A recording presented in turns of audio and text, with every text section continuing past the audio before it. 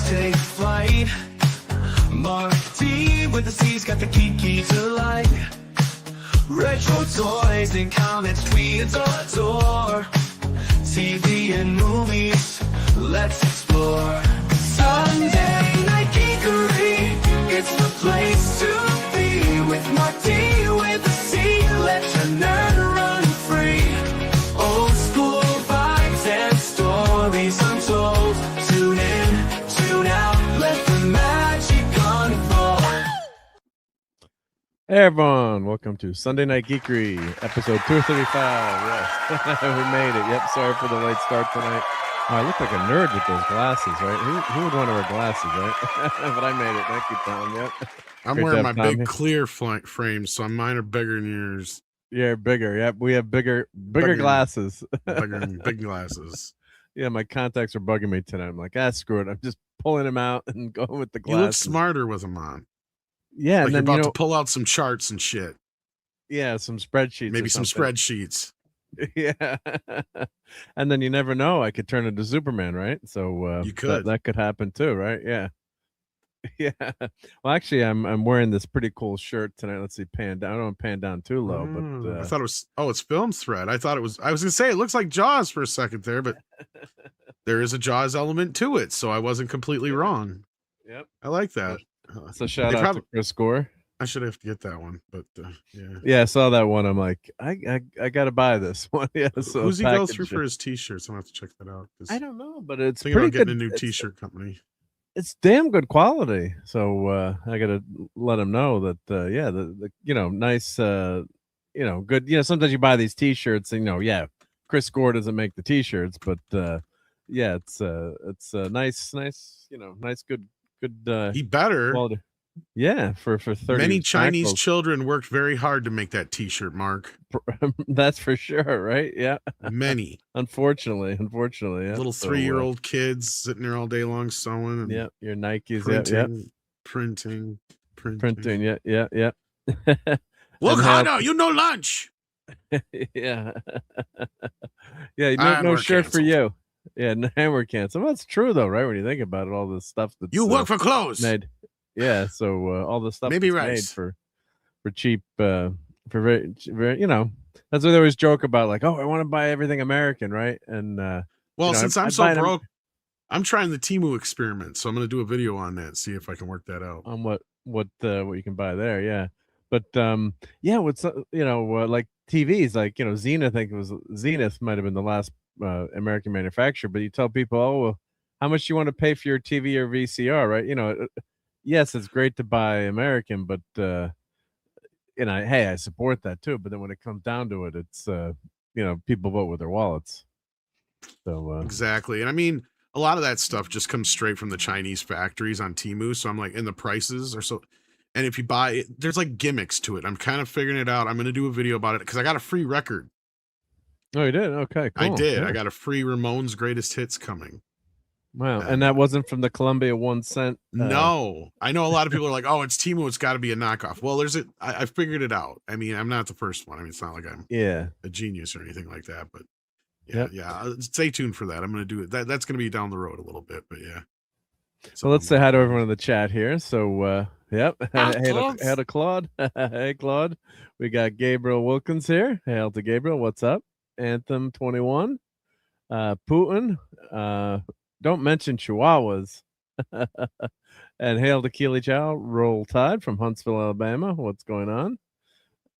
Oh, TNT raid. Awesome. Yep. We love raids here. I love getting raided, right? Yeah. Merit raid. Yep. Very good. Very good. Hey, Corey. How's it going? And betting by the quality of the shirt and betting Bangladesh. Well, this is maybe you can't, but it's solid. Yeah, it's very solid. Yeah. They vote, and then Corey says no, they don't. They vote. Don't vote with their wallets, they vote with their hearts. This economy is making me view everything frugal. Well, yeah, I mean, if you got the option though, right? You have an option of buying like an American-made TV that costs $300 more. Are you buying the one made in America? I mean, do they even anymore? Like you just said, I don't think it exists. You can't even anymore, but and a lot of the times that's the other thing is like when we even got through like that whole thing. I remember like Walmart and a bunch of other stuff during like the Bush era and all that was like pro American, go American. It's like, come to find out, 90% of that stuff is either Chinese parts, Japanese parts, or put together overseas, and then just they slap a label on it and put it in a box over here. Well, I learned that once because I was going to work for this one plastic factory near where I grew up. And like a bunch of the crap that they did was like they imported all this stuff from Japan, and literally half of it was just putting it together and then slapping like a label on it that was an American like GPX or Emerson label, like they'd make the stereo chassis. Like all they would do is just make the chassis for the stereo. But all the other stuff would come from China. But then that way, then the company would say, "Oh, made in America" or whatever. Made in America, I mean? Yeah. Well, that's when they added, like a percentage, like cars, everything's made, all over. But I've mentioned my dad on this show too. So we had a company. He was an inventor, and he made, we made tools for electricians. So everything was American made. But it was then people started, copying the tools, and we were a very small company. We were extremely small fries, and. When you've got big companies copying your stuff in China and selling it for $10 a tool cheaper, or whatever it is cheaper, and then you go to the lawyers like, well, you probably have a good case, we could take it, but it's going to cost you boku bucks, and you could end up losing too, because patent law is very tricky, right? So it was so I grew up with that as a family business, and it's just tough. Yeah, Germany still makes stuff. Some car parts are made in the South, and some stuff is coming back. And it's all our technology manufacturing. The CNC machines. The Bridgeport, Connecticut, helped win World War II, and that's the milling machine with the three axis, left, right, up, and down. But all manual machine, but that helped win World War II. So it's just it's tough, right? You want to support the Americans, but then at a certain point, you can't compete. It's tough out there, right? Yeah. So who's still making DVDs, Tom? I mean, that's only a couple of factories making DVDs. I don't even think there is a U.S. factory left, to be honest with you. I mean, I think there's like some smaller outfits, but even those aren't like nearly the type of facilities like you used to see. Right, like a lot of that stuff's outsourced to Germany and Mexico and stuff like that. Yeah. Yep. And I think Canada actually has more plants than we do, to be honest with you. Maybe, right? Yeah. Well, Corey's asking if I know about zero tolerance machining, so let me get out my handy dandy slide rule and do some calculations. But yeah, did your dad make that too, Smarty Pants?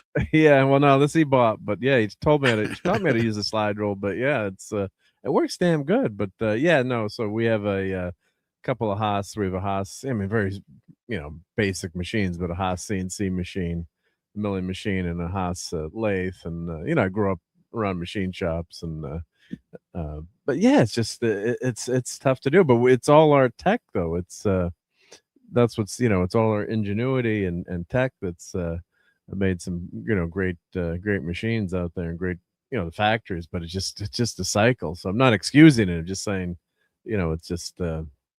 It's tough. It's tough to do. Yeah. But they're making 3D printing with steel. Yeah, because you can do that commercially. You can sintering or 3D manufacturing. So we'll have replicators. No wonder you like that 3D printer. I bet your dad would have been in fucking heaven with that. Every time I print something, like he would have been insane with a 3D printer. Like the stuff he could have made, probably. Yeah, because you can also like trial and error a lot easier than when you're tooling out, an actual tool. Like I get what you're saying. Like, it's a lot of work. You gotta, it's it's not easy. Well, yeah, because we made prototypes of his, right. That's what I was assuming. Right. Yeah. Yeah. So then when you inhale the Phantom Outsider, like some of the stuff costs thousands of dollars to you got the machinist in house making it, so it's not like you ordered something that was like $6,000. But you still have to make stuff to make it. The expenses, and then it's all custom built, and it's you make one and you got to make a change, and so actually before he passed away, we're actually looking at buying one of the Maker World 3, was it Maker World or MakerBot, one of the earlier ones? Yeah, one of the earlier ones. But I think some of the commercial ones we looked at were like $30,000. Yeah, I remember they were a lot back then, man. Yeah, and they're probably my $2,000 one in the basement. It would run circles around it now. And we almost. Then we had a friend. I had a friend of mine who actually worked at one of the 3D printer companies and was trying to get us a deal on one. But I mean, it was just so damn expensive, and it was so primitive. But now it's nuts how amazing, now or with is the it nuts and multicolor bolts? stuff. Hey-o. Nuts and bolts. Yeah. I mean, like I did this little mini like Yoda for fun, right? But it's not that fancy, but it's three colors there. But then you don't. Oh, that's Baby Yoda. Yeah. Baby Yoda, yeah, Baby Yoda, Grogu, I should say, yep. But yeah, not all Yodas look alike, or whatever the species is, I forget. But I mean, you can do stuff like that where it's with the color. Let's be real. The only difference is he's got a collar, right? Yeah. And Yoda has a hood. Yoda. I just dropped Baby Yoda, yeah. And hair. Yeah. Hairy I am. Yeah. When 900 years old you are, see how much hair you have. Hair growing out of your ears you will have too. Yeah. And hail to the Real Head Case. Great to see you, buddy. Yep. Man, that annoys the piss out of me the older I get, is the ear hair. Like, especially the stuff that comes right out of your, and I got those trimmers and stuff. Nothing seems to work. And I sit there with scissors. It's like I always miss one or two, and it always tickling my ear. Dirty little bastards. Yeah, let's do a show on grooming for old crappy. How it's crappy getting old. Right? How many viewers will we get on that show? I'm turning into an old man because, like, yesterday I look at my counter. I'm like, this thing has been cleaned off in forever. So then I end up cleaning the counter on most of it, and not all the way, because I get to the bottom. I'm like, I got books here. I got to get a shelf for all these books. Oh Lord. Yeah, I'm out of room too. I'm totally out of room. Yeah. And then you start planning and doing other things. Well, because part of it was I was looking for something, and it's like I'm sick and tired of rebuying things. Like I'm being budget conscious right now. So it's like sick and tired of rebuying things that I know I have somewhere, but they're buried in a box or something. So I'm like, okay, if I just go through this stuff and get it done, take the time to do it, I might find it. So that's kind of the mode I'm in. And also I've been trying to get through things, and it's just, just finally getting that motivation after bouts of depression and God knows what else. But yeah. And can you wax the ears? Wax on, wax off. And hail to the great Geek and I. Thank you again for the awesome intro. I always like to mention that. Ear nose trimmer, getting boogers in your ear. Now do sand the floor. We're up to 72 viewers, so people are sticking around. Wow, people love us. People love us. Yeah. They love the old man gab. They love us just yakking about being old fogies, being old farts. I played pickleball for a couple hours today, and I kind of tweaked my back a little bit, and I was now you're all like, but I'm feeling better. Now I'm feeling a little bit better now. I did some of the poly stretches that he taught me, and getting loose. But it's like used to play tennis for hours and hours, and nothing happened to you. And then when you're old dude, yeah. And Karate Kid reference, that's for sure. Yeah, we like. You'll hear plenty of references around here. Yeah, we like quoting the old movies. Yep. So, hail Back to the Future fan Skins. Let's see, that's a long name to say. Hello. Thank you for stopping by. A practical question at this point. We're going to do Stonehenge tomorrow. No, we're not going to fucking do Stonehenge. Stonehenge tomorrow. Where's my? I don't have my. I got Spinal Tap action figures right in front of me. I got them. Oh, you got them? Yeah. Yeah. There we go. Yep. There is the great bassist. Thanks to my buddy Scott. Yep. Derek Smalls. Yeah. Yeah. Then there's multiple versions of those too. There's two David St. Hubbins, right? Yeah. If you look in the back. And then there's nothing on my back. That's the black one. Oh, that's the black album special they're just version. Black. I haven't seen that one before. Where's that fall off a truck? Okay, wait. Now they say something here. Hey, Mr. None. Angel. It says none more black. None more black. I haven't seen that version yet. And they're all wearing black too. I was say I didn't even notice that till you said that Nigel doesn't have his bones.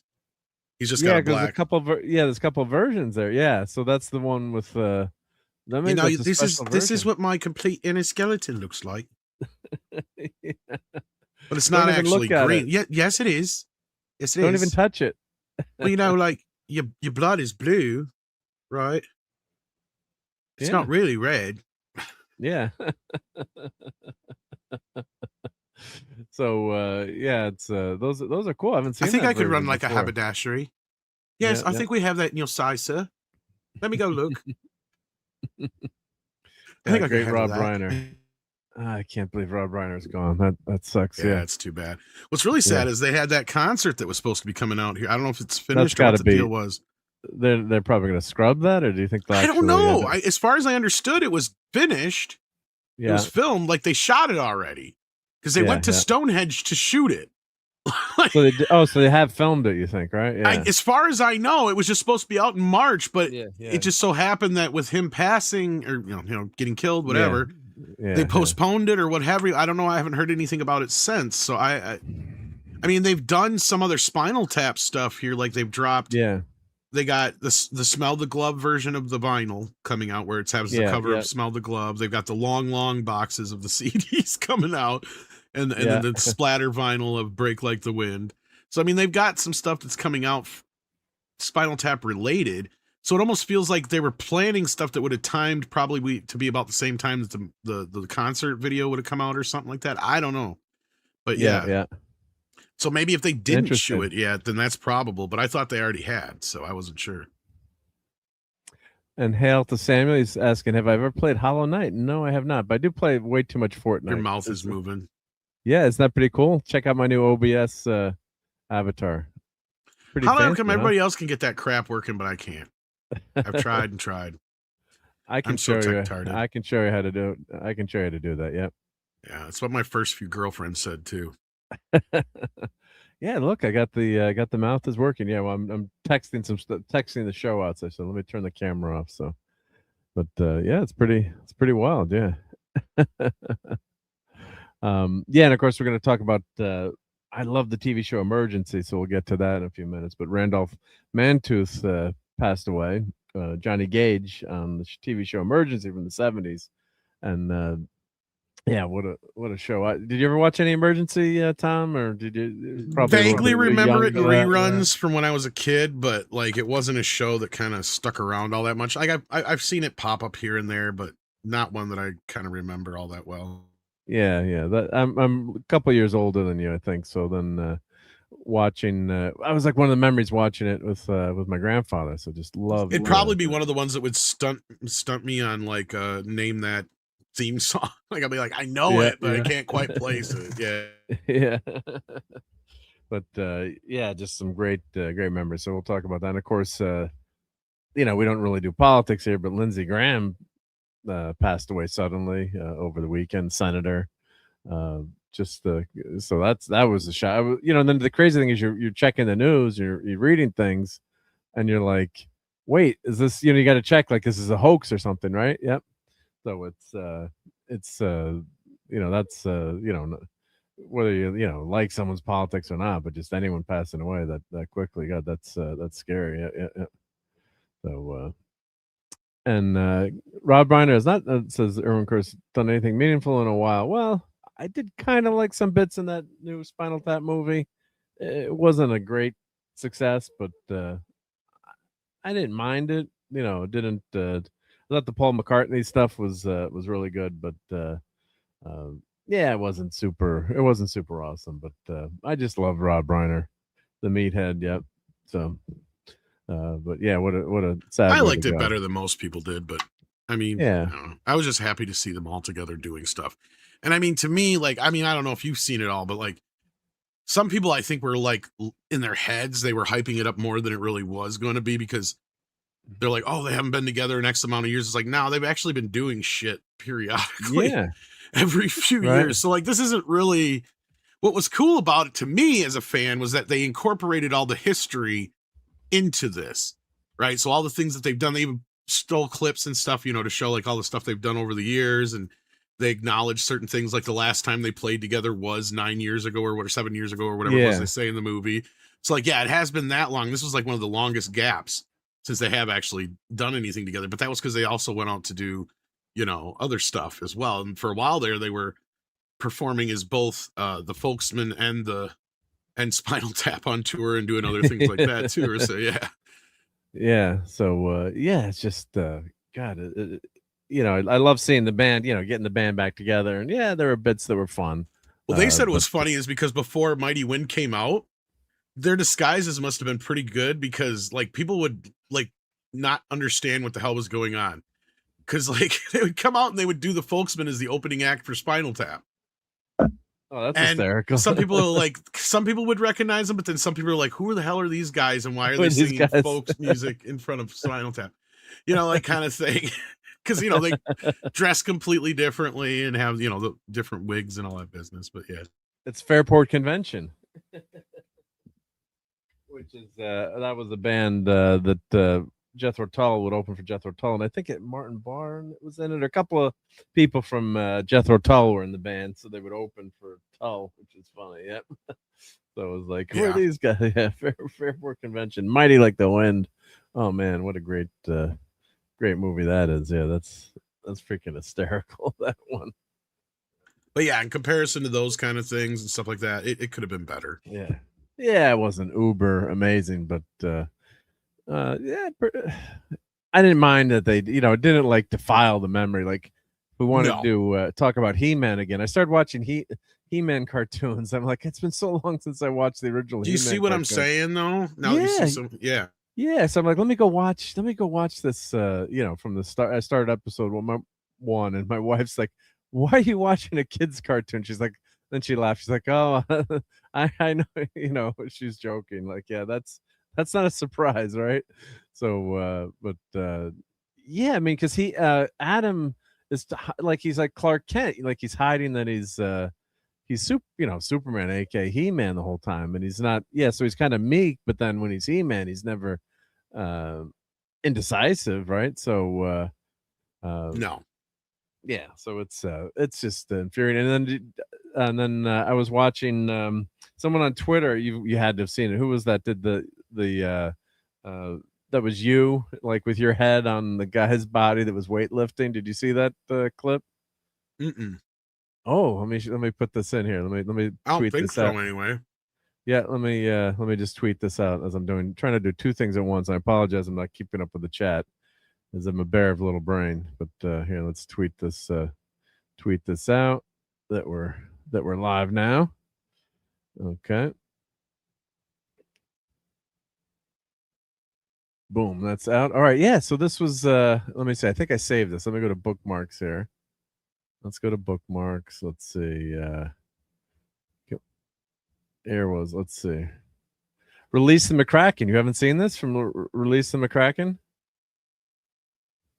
Maybe. I get tagged. I've actually kind of been semi AWOL, but yeah. Okay. All right. Well, let me go to the beginning. Let me go back to the beginning of this. All right. Let's make this full screen. All right. So now let's share this screen here. And we shall share the audio. Okay. So I hope you don't mind this, Tom. Oh, but maybe here we go. have seen it.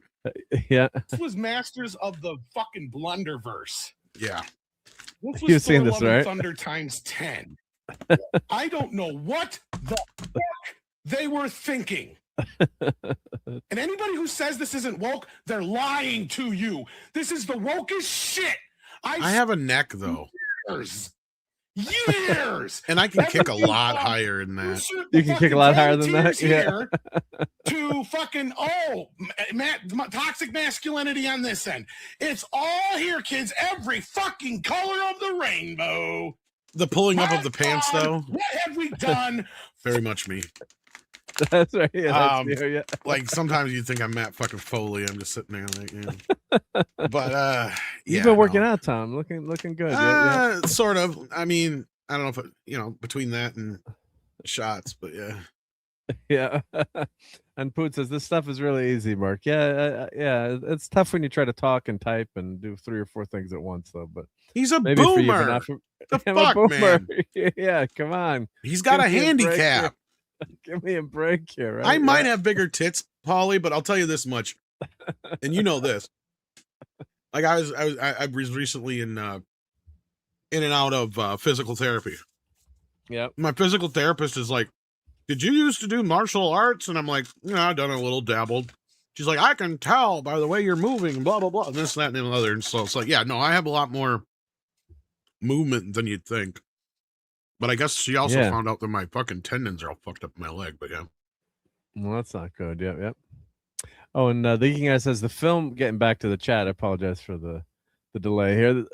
Film was originally slated for an IMAX and theatrical debut in 2026. However, the release paused following the deaths of Reiner, and the release is on hold. So yeah, so I guess they'll eventually, if it's in the can, they'll eventually. That was my eventually understanding. It was already shot. Yeah. Yeah. So if it's shot, they'll come out with it. I'm sure. Yeah. Yeah.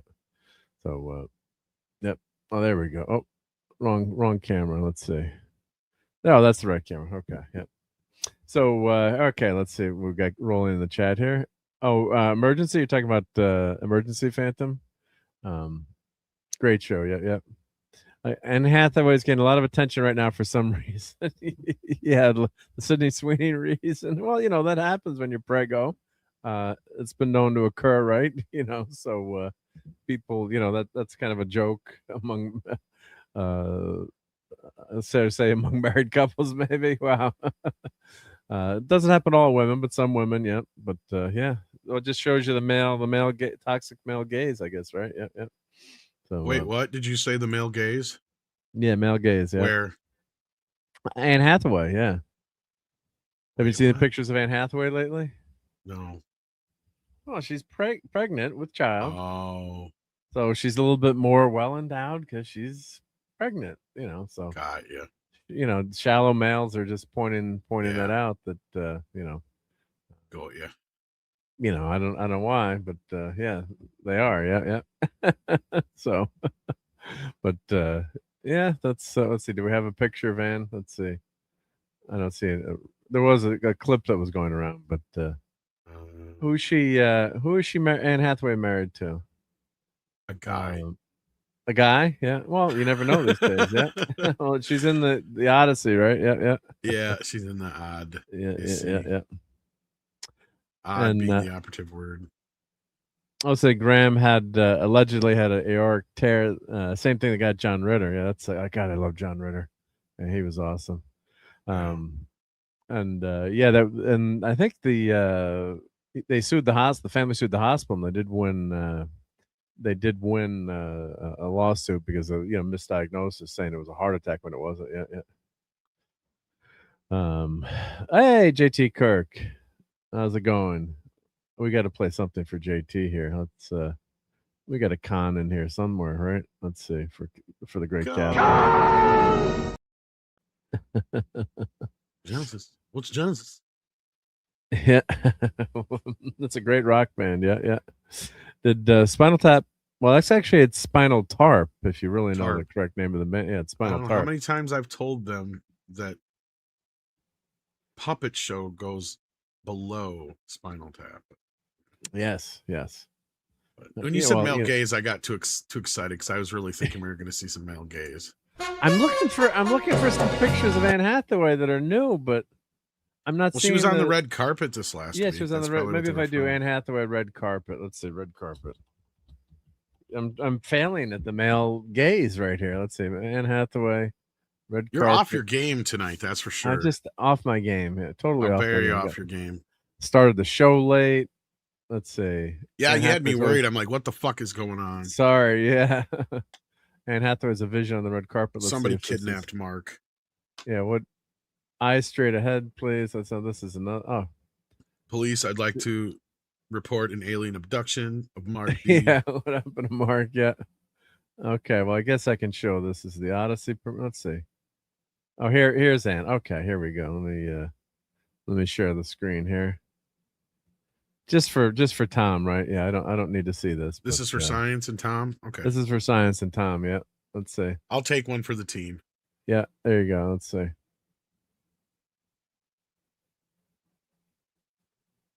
So she's a little bit more well endowed there, I guess. Yeah. I guess so. Us toxic males. Yeah. Maybe this is a little bit. This is maybe a earlier one, but yeah. How old is she now? I don't know. How old is Anne Hathaway? I'm trying to remember. She's older or younger than me. I'm trying to remember. I swear think she's got to be pretty close to my age. Let's see. But let's play some Spinal Tap clips. Let's see. I got a few. Let's see. Let's find a few Spinal Tap being clips. Sexy. You don't do heavy metal in Dublin, you know. I mean, in what? In what? In Dublin. I mean, you can't. In Dublin. She means Dolby, all right. She means Dolby. Oh, that clip's too hot. I apologize. I got to turn that one down. Yeah. It's all coming out of the left channel too. Yeah, you got to fix that one. Yeah. Several, dozens of people spontaneously combust each year. It's just not really widely reported. Right. Yeah. Same thing there. It's coming out of the left. And of course, this clip fits with Anne Hathaway. By the way, they're real and they're spectacular. What a classic show that was. Yep. But I guess there's let's see, there's another picture of Anne here. Let's see, here we go.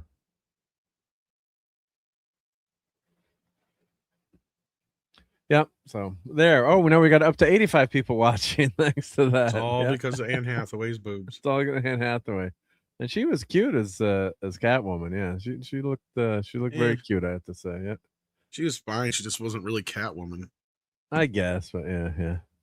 I really hated when they made her like goggles, the ears. That really. Yeah, they're trying to do practical shit, but yeah, kind of stupid. But I thought she was nice. Oh, Paulie was. I totally missed Paulie was here. Let's catch up to the chat. But Curtis is asking, have any of us seen the Masters of the Universe movie? Well, I'm nope. I don't know Erwin, I didn't even know there was one. Yeah. News to me. Right. No, not aware of it. I thought you meant he was actually here. He's just sitting in the chat. Yeah. Yeah. And Tom has bigger teeth, though. That's what I said. Yeah, that's what Tom said. Yeah. Great to see you, Paulie. Hope you're doing good. I saw your message there, Paulie. Oh, and Putin said I meant the AI is easy. Yeah, sometimes, but sometimes so whores. Yeah, I gotta say, That's when the whores come in. Sometimes the AI, like you're trying to do your, YouTube wants you to do all these new thumbnails. I used to just recycle my thumbnails and, put movie posters on for the week. And, now you're trying to do them. And I think the AI sometimes gets worse too. Cause like now I just have it sometimes make a background and add the posters or do it. Cause it's just not that good sometimes. So, like it's a thing, and you're out of control sometimes too. You have to change anything. So yeah. And Tom is a 7th degree black belt. I've dabbled. Yep. There's a super funny video I saw on Twitter a few days ago where like anyone can be a black belt. It was fucking hysterical. Let's see if I can find it in my bookmarks again. But it was just like this really fat dude with a black belt doing this kata. And it was like, no, it's like, they call it bullshito, right? Where you're basically paying for your black belt. Let's see if I did save it in my bookmarks here, but it was freaking. Oh, I guess I didn't save it. Let me see if I can find it. We'll do a search here, but yeah, it was just these places they'll just take your money and then give you a black belt. Yep. Let's see, black belt. What was it? Black belt. Yeah, anyone can get a black belt. Yeah. Let's see if I can find. I should have saved it to my Sunday Night Geekery file. Yeah. Oh, here I found it. Yeah. All right, here we got to show this. Who the fuck is this guy? I keep seeing him everywhere. Butterbean or something like that. Everybody keeps calling him. Oh, Butterbean. Well, that was the boxer, right? Maybe. Is that what he is? Or is that? Butterbean, I don't know. I don't understand it. Like, yeah, Butterbean was like this really heavy boxer. Here, let's share this tab instead. So this is freaking hysterical. So watch this. Yeah, I'll put this comment up. Look how lean Marc D with the C is. Like, oh, look at those. Look at the guns there. He's got some guns there, man. Yeah. Hey, 6 is here. So here, let's this is freaking hysterical. Let's oh, let me see. Oh, I gotta go back. I didn't put this on because I boomered it. There we go. Here we go.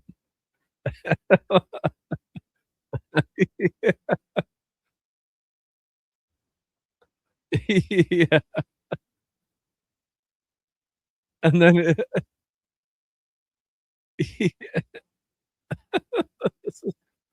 I get it. Who the fuck is this guy? Because I don't everybody know. keeps saying I'm him, and it's like, okay, fine, but I'm actually better at this shit than he is. Yeah, you are.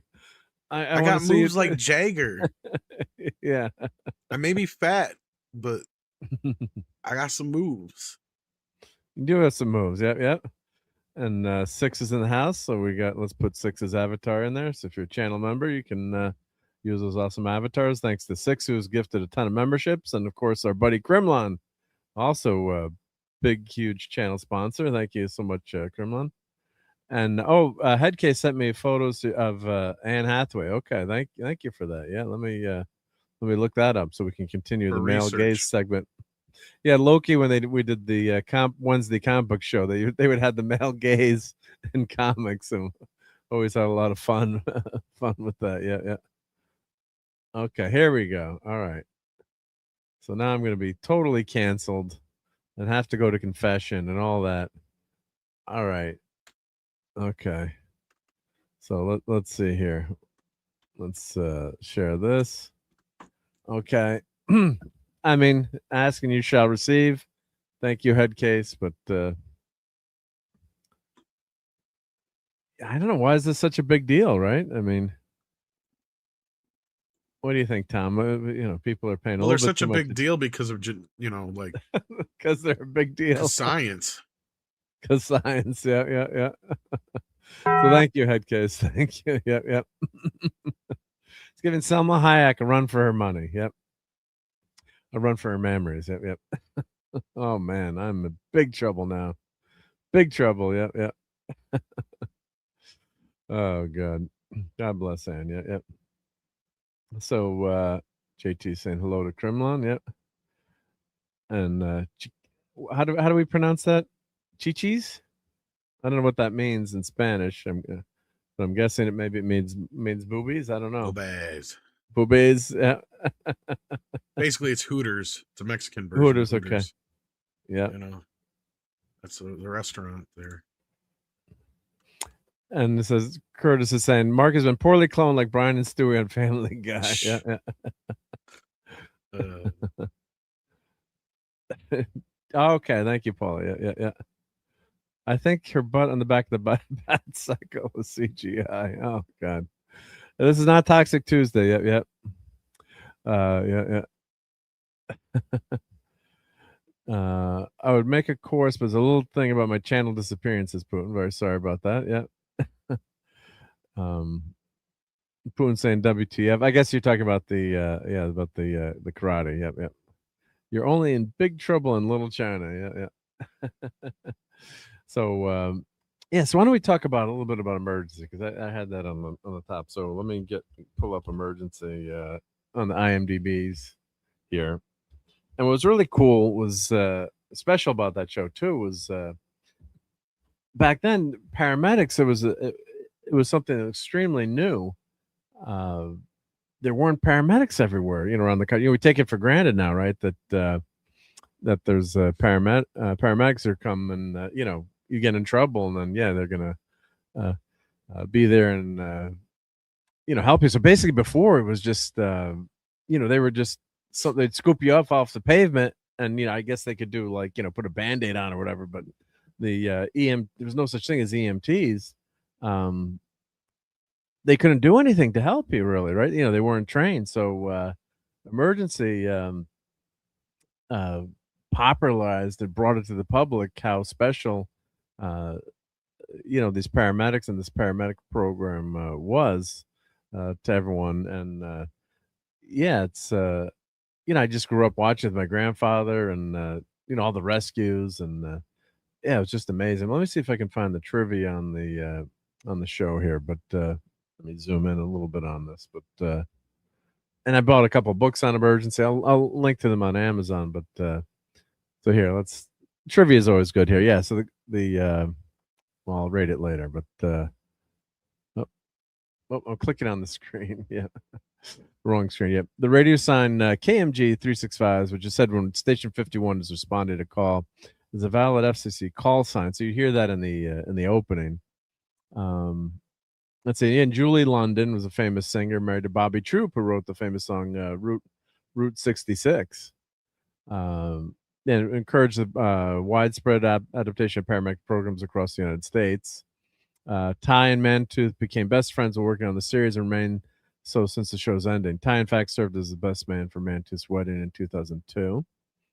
Johnny Gage, was based on Battalion Chief Jim Page, who helped create the firefighter paramedic program for the Los Angeles Fire Department. Executive producer Jack Webb wanted to name the character after Page, but he declined. Page died in 2004. Let's see all here. Actually, Paulie's out in LA. Paulie, you got to get to, I don't know, you can get there, but yeah, Station 51. Let's see, Station 51. Let's find it on the map. I'm sure it'll pop up. Los Angeles.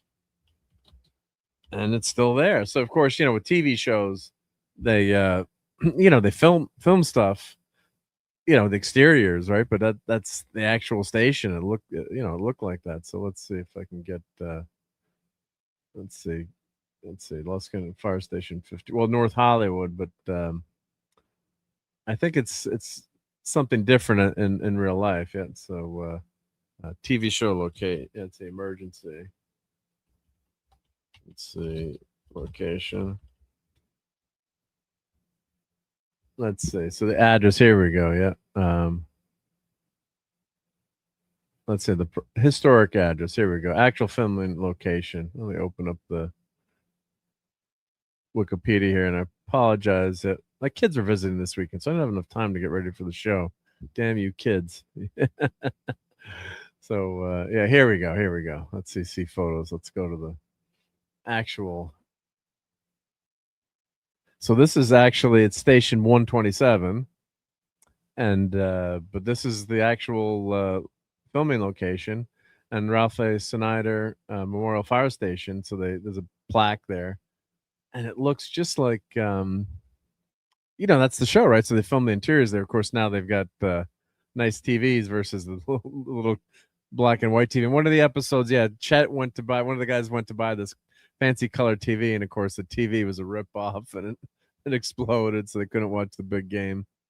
But this is the actual station. And, you can go visit it. Yep. So there's, new truck, but that's right where it was filmed, right there. And of course, they've got pictures of the cast, I'm sure, in the firehouse. There's Randolph Mantooth's signature there. And there was actually one of the guys was actually real fireman, because they had to have you had to have someone who was qualified to drive the engine. So let's see if they have a picture of I know there's a picture of the plaque there. Let's see. Here we go. Let's check out the plaque. Yep. So Robert Snyder's involvement with the Los Angeles County Fire Department began in 1971 when he filmed the pilot movie about the country's fledgling paramedic program. Emergency aired in 1972 and ran as a primetime show with a weekly audience of 13 million people. Brought attention and acclaim to LA Fire County Department. Showed public officials across the nation that lives could be saved by local paramedic programs. As a result, Bob Snyder can be credited for making significant contribution to improving emergency medical services. His involvement and commitment was so intense, and his study of emergency services so thorough, he became an expert in the field.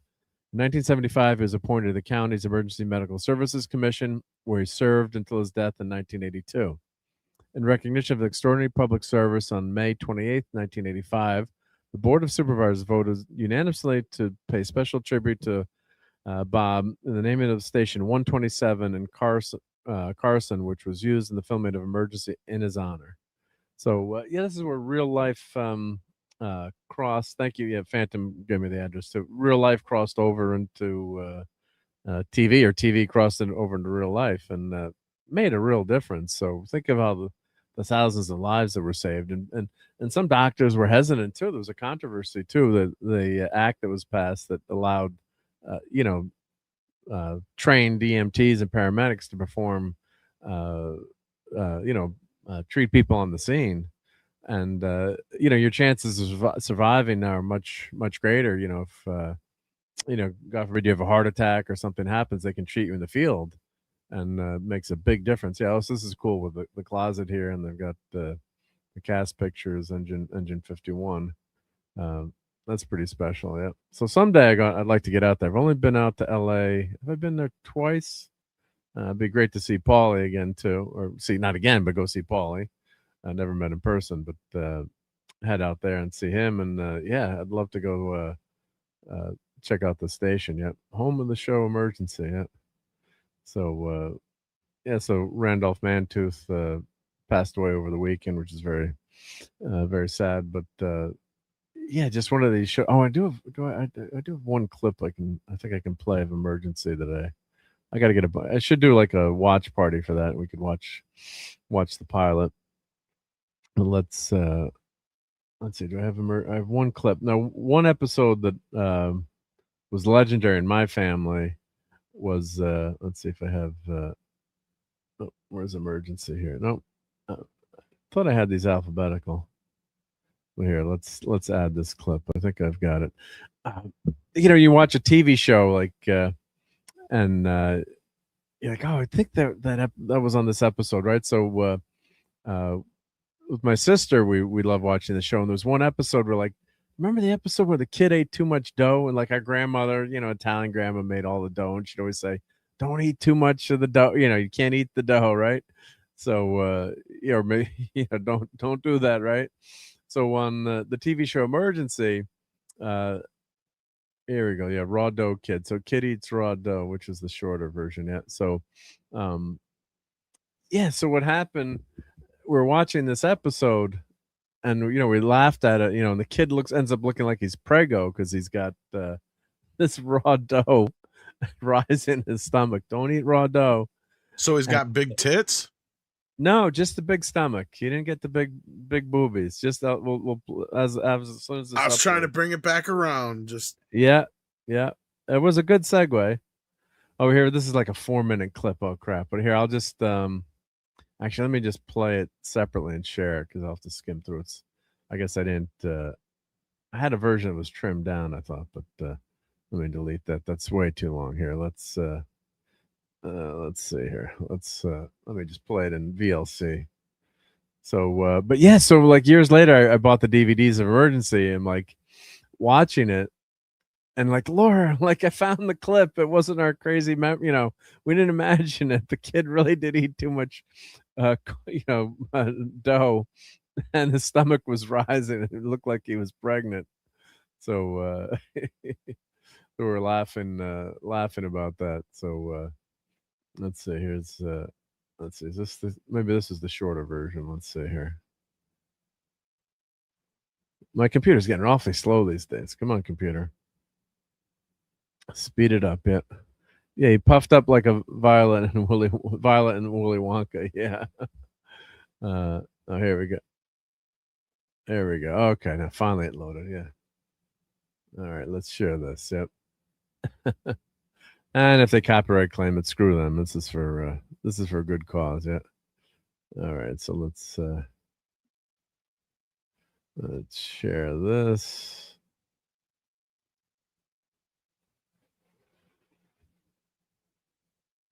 There we go. Show the audio. So the kid here, we'll play stop and go so we don't get totally nailed. And he loves cinnamon bread. I'd set aside the dough to let it rise, and he ate it. How much did he eat?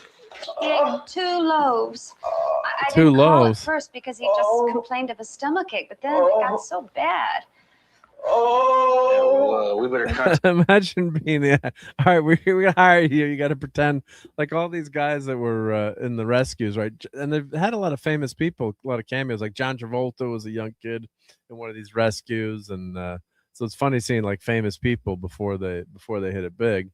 And yeah, so it's like, okay, you just got to moan there like you're eating. You ate too much dough. Hey, Courtney. How's it going? Hey, how's everyone doing? Great. Yeah, what's up? I'm eating dough. Dough? Like raw dough or just? Yeah, I need Emergency Play-Doh. bad. Play-Doh. Play-Doh, right? Yeah. That's funny. Oh, everyone's coming in now. Awesome. Hi, Yep. Case. And we got Istaphobos here. Awesome. Yep. Hey, how's it going? Awesome. Yep. Let me fix that. Oh, yeah. Look at that. That works now. I got the 4 screens here. So, Courtney and Ista, were you Emergency fans or ever watched the TV show Emergency? You mean with Kent McCord? With Randolph Mantooth and and Kevin Todd. Yep. I don't know. I don't think I did. I'm Absolutely. not sure. I can't. I'm so blind. I'm on my phone and I can't really see the picture. So That's okay. Yeah. I have to go to the YouTube side and see if I recognize the blind girl. Yeah, that's okay. That's all good. Yeah. So let's continue playing this clip. But this is my favorite clip on Emergency with cookie dough causes early puberty. Yeah. So the kid ate too much dough. Just take it easy. 150 over 90. Look at his stuff. Rampart, the BP is 150 over 90. The pulse is 110, and the respirations are 25. Hey, you take it easy, okay? You'll we'll be get fine. you back there so you can have some cake. You're gonna run. So like this is like a nightmare, you know. Whenever grandma said like don't eat too much cookie dough, yeah, or any, whatever, So I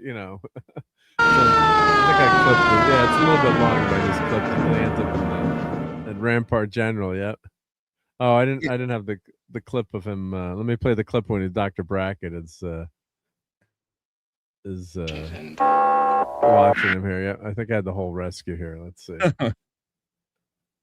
But yeah, that was a staple of Friday nights with Grandpa. Oh yeah, here we go. That's Kevin. I don't think I've seen it. I'm gonna have You haven't to seen it? check it out now because it's an older show that I haven't watched, and I love stuff like that. No, it was just great stuff. Yeah, I used to watch this and Adam 12 religiously. Yeah, that was. They were in the Kevin same Tighe universe. as the partner. Yeah, they were the same universe together too. Yeah. What years? Was the show out? Let's see. Oh, here, Raw Dough Awareness Day. 1973, I think it came on the air first. Oh, I probably love it. 1972, I think. 72. Okay, yeah, about early 70s, I guess. Yeah. Yeah, it was. Let's see. Look, just like 72 through 79. Yeah. Oh, so it ran until I was a year old because I'm a 78 maybe. Phantom says something about the Mary Tyler Moore show. I like that show. Yep. And hail to great Brian Hepburn, and thank you for being a channel member as well. So this gave us nightmares, like your sister and I. This gave us complete nightmares, like the dough in the stomach there.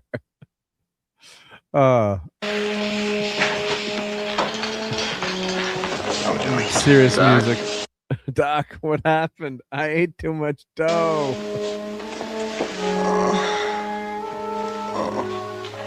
You're rising. I'll stop it every few seconds just so we. Yeah. Emergency ran against Mary Tyler Moore. Yeah, I liked that show. I'm a fan too. HR Puffin stuff. Yeah. This is not happy news, but Sid Croft, Sid and Marty Croft, they were part, like they made that show, I believe. Marty died a long time ago, but Sid Croft just recently passed. He was still streaming on Instagram at age 96. I was watching him. Yeah, I read his obituary. It's kind of amazing how he kept going and going. Oh, he was so cool. 96 years old, you wouldn't believe it, when you were watching him. I totally followed him and watched him on Instagram. So right. Yeah, and then I found out that I think it was like a couple months ago now, but but he had a long life, so you celebrate that. Yeah, when you live that long. Yep. Unlike this kid who ate too much cookie dough. I don't know if he made it. Are you sure that's not Tom? I think he made it. I'm pretty sure he made it. You think he made it? Yeah. Let's see what the diagnosis is here.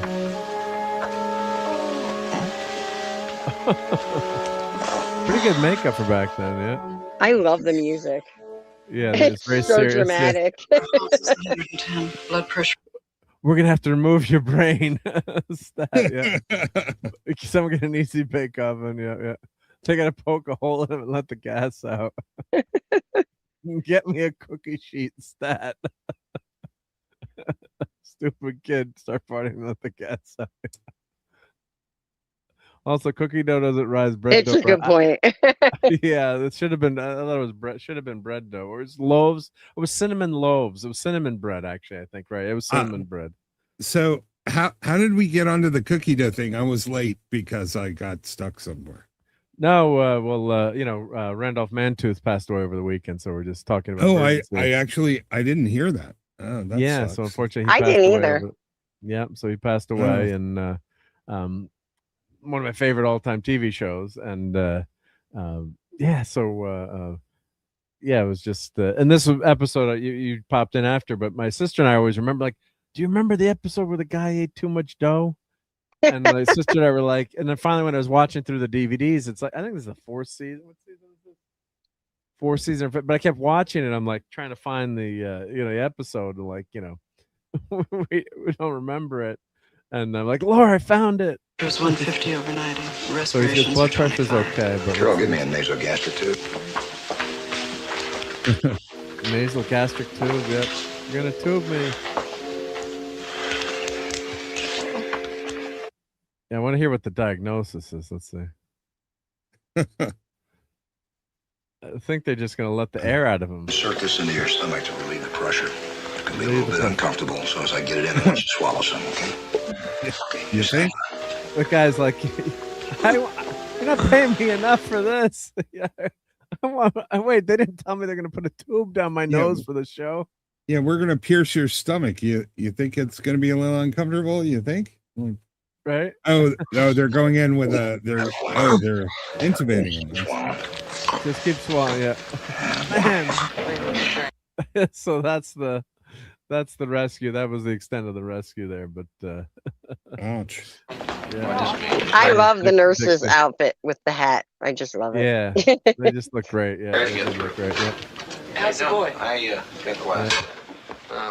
And they'd always get their coffee here. Johnny Gage would always hit on the hot nurses going by. Yeah. Kevin Ty's character, Roy DeSoto, was happily married. So, he would never hit on the woman. But Johnny Gage is always trying to get a date or hit on someone. So that's the same hats the nurses on Wonder Woman wore. Yeah. We just went over the pilot for that on you did? Channel. So, yeah. Yeah. Yeah, you just look a lot better with those hats, I think. Yeah. And Hail to Tech Director of Apathy says, watch Emergency from the beginning. It prompted a lot of paramedic programs nationwide. Many search and rescue teams back then didn't have or weren't allowed to give medical care on site. Yeah, so it wasn't it wasn't something that was allowed. Yeah, so there was I forget the name of the law, but law was passed. I don't know if it was California first, but that allowed EMTs and paramedics. And the guys on the show did do some training. They said they weren't qualified, but they did do some basic training so they didn't look like morons on the show. But they did do campy humor, but the dialogue during the rescues was more real, not soap opera. Yeah, so that was one thing they wanted. The creators of the show said, as soon as we're doing a rescue, the show got serious. Yeah, they didn't want to have, they didn't want to make a comedy out of it. Yeah. I used to have an emergency lunchbox, the old metal, Oh, you had one? Yeah. Yeah, it had like they were putting out a burning building and they had the firefighters on the front. Yeah. I used to keep weed in it in college. Don't tell me that. Caught on fire, I guess, right? No. I thought it was funny because it is on fire on the outside. I was being, ironic in history, I guess, or just right. Yeah, they went through paramedic training to prepare for the roles, and they said they probably wouldn't have passed or might not have passed. There's so many interviews with them, but they did at least do the training. Yeah. Dragnet and Adam 12, the scenarios are based on logbook reports. Yeah, so they wanted to get real rescues. So those were all real rescues. Yeah. So Yeah, after the series, Jim Page, we mentioned earlier, served as a series consultant, considered the father of the modern EMS, offered Randolph Mantooth the opportunity to train and become a firefighter for LA County. After reflection, he turned it down, but yeah, he continued acting Oh, for wow. many years. Yeah, yeah. So Firefighters are hot. He should have become a firefighter. Yeah. Yeah, and Matt Stoker drove the engine. He was actually wasn't so much as an actor qualified to drive the fire engine as a firefighter with a SAG card. Yeah, so they had to drive the actual fire truck, right? So they wanted, yeah, God forbid someone, got in an accident. So yeah, so he was actually qualified to drive and was a firefighter. Yeah. Yeah, I Julie actually London. I applied to become a firefighter for a large city I lived in, and the physical tests were just outrageous. Like, you had to climb up a 50-foot ladder and carry this hose that was like god awful heavy. Oh yeah, yeah. It was crazy. Yeah. And there was like a 3-hour test. The test wasn't very hard, honestly, for somebody who's sort of like, STEM oriented. It was actually really, really easy, but the physical qualifications, I got the job offer and I ended up doing something else. But I'll tell you what, my legs were sore for like 3 days after that. Oh yeah. It was just a 3-hour physical test. Yeah. I think about that with a lot of that stuff. I remember getting my lifeguarding. I was a lifeguard, and I was like, I think 18 or 19. I could never pass that test now. Did you swimming? Oh, sorry, go on. Did you have to blow up a pair of jeans and turn it into a light? Yep. The same I here. actually didn't have to do that for lifeguarding. I had to do that for boating safety. Like I took all that stuff at some point. But yeah, you had to. I remember that. I had like a flannel shirt and like jeans that we had to blow up to make a floaty thing. Yep. But no, we had to tread water with your hands out of the water for 20 minutes. So you're just using your legs. I could never do that now. I would die. I would just sink. Well, if you play water polo, Courtney, my son was a goalie and he could tread water infinitely. They do it's like a whirlpool thing you do, like it's an egg beat. They call it the egg beater, and he could just sit there for hours and just tread water, without using his arms. But yeah, I was taking a lifeguarding class one time, and I was pretty decent, like semi-decent swimmer, doing that lifeguard training, like you were saying. Yeah, and I was on the swim team and all that. So so you must have been really good. Yeah. And my right leg, I remember one leg cramped up, and I'm like, I don't think I had a cramp. You never experienced a cramp like that because you're, for training, they got you just swimming laps in the pool. And I never really swam the worst. Yeah, so then my other leg cramped up, so I'm in the middle of the pool. Oh no! Like flopping my arms, like I'm like my leg's cramped up.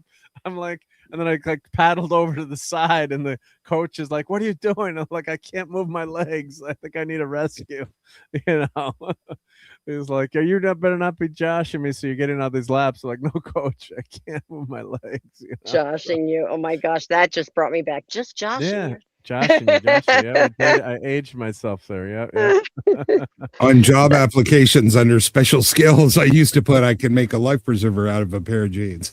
There you go. Yeah, you tie it and then you pull it over your head. You trap the air in it, and then you don't tie it. You pull it over your. We tie the two legs together, and then the waist you go down over your head and tie it up. Yeah, you got a life jacket there. Yeah. See, so yeah, I totally remember that for boating safety. Like they made us do that. We had to like capsize the canoe and do that.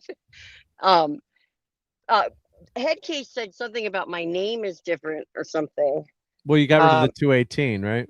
Yeah. Well, so for those that don't know, my channel is actually called Courtney's Fellowship of Oddballs. That's my tag in the chat, even though they wouldn't let me put of because it's too long. It's too long.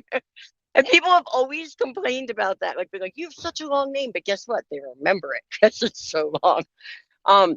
But yeah, so that's actually my channel. I just shortened it and put it's Courtney 218 for a while until they showed the tags, and then I had to show my name in the tag. So like the channel name.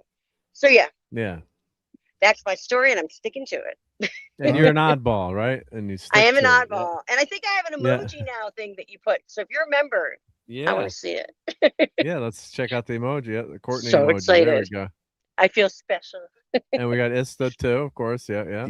Yeah, I just launched my channel. I sort of had a crazy, I keep saying I'm not going to check, but you go and look at the metrics and you keep checking, and I'm like, no, I'm not going to look. I'm not going to look. But yeah, it's so weird. I mean, it took me forever, but I finally got my first video out, I think 4 or 5 days ago, nice and then I had a one, second. Yeah. Yep. So Yeah, you're on the end of that there, Mark. I will have to check out your channel. Yeah, I got like 1,000 views today. I was completely. You're doing way better than me, and I've had a channel for a long time. I thought I would get like 10 or 20, and I got a couple hundred on the first video, and then yesterday I had the second one, and yeah, I'm blown away, and our community is awesome, and I appreciate all the support I've gotten. But good for you. The That long is form so videos awesome. are tough to get a lot of views on too, so that's even more impressive. Yeah, the shorts are sometimes a little bit, if you have it short, but the long form videos, it's much tougher to get all the views on. I have an allergy to the vertical video format, so I'll never do it hurts my brain, and really. I know I'm one of those. But I just started doing that, and I'm gonna tell you, I did. When I had my show, I always use StreamYard and whatnot, but I just started getting back to my channel again and doing kind of just live streams after going to see shows and stuff like that, like concerts. And that vertical thing, I went from, I think I had like 500 and something followers, and the first vertical stream that I did, I went up to over 600, I think. But isn't it like a separate channel or something, right? No, you just do it from your phone. So I was like, I went to see Guar, like for example, and I was covered in like Guar juice, and I just went live, like from inside the venue, and then walking outside, I talked to everybody. I just talked to I'll show them like Denver, and then like, I just talk about the show or whatever the chat was to talk about. But I'm telling you, I gained so many people because random people come in, they swipe through those things. I remember everyone on the vertical stream. Yeah, that's forever ago. Yep, we're streaming both ways tonight. We're going horizontal and vertical. So thank you to all the people watching on the vertical side. So you do get a lot of, you have a bigger reach. And I'm a photographer, amateur photographer, hobbyist photographer, and railed against. I'm the guy that like yells at my friends when they're doing vertical video of like their kids that doing stuff, and like.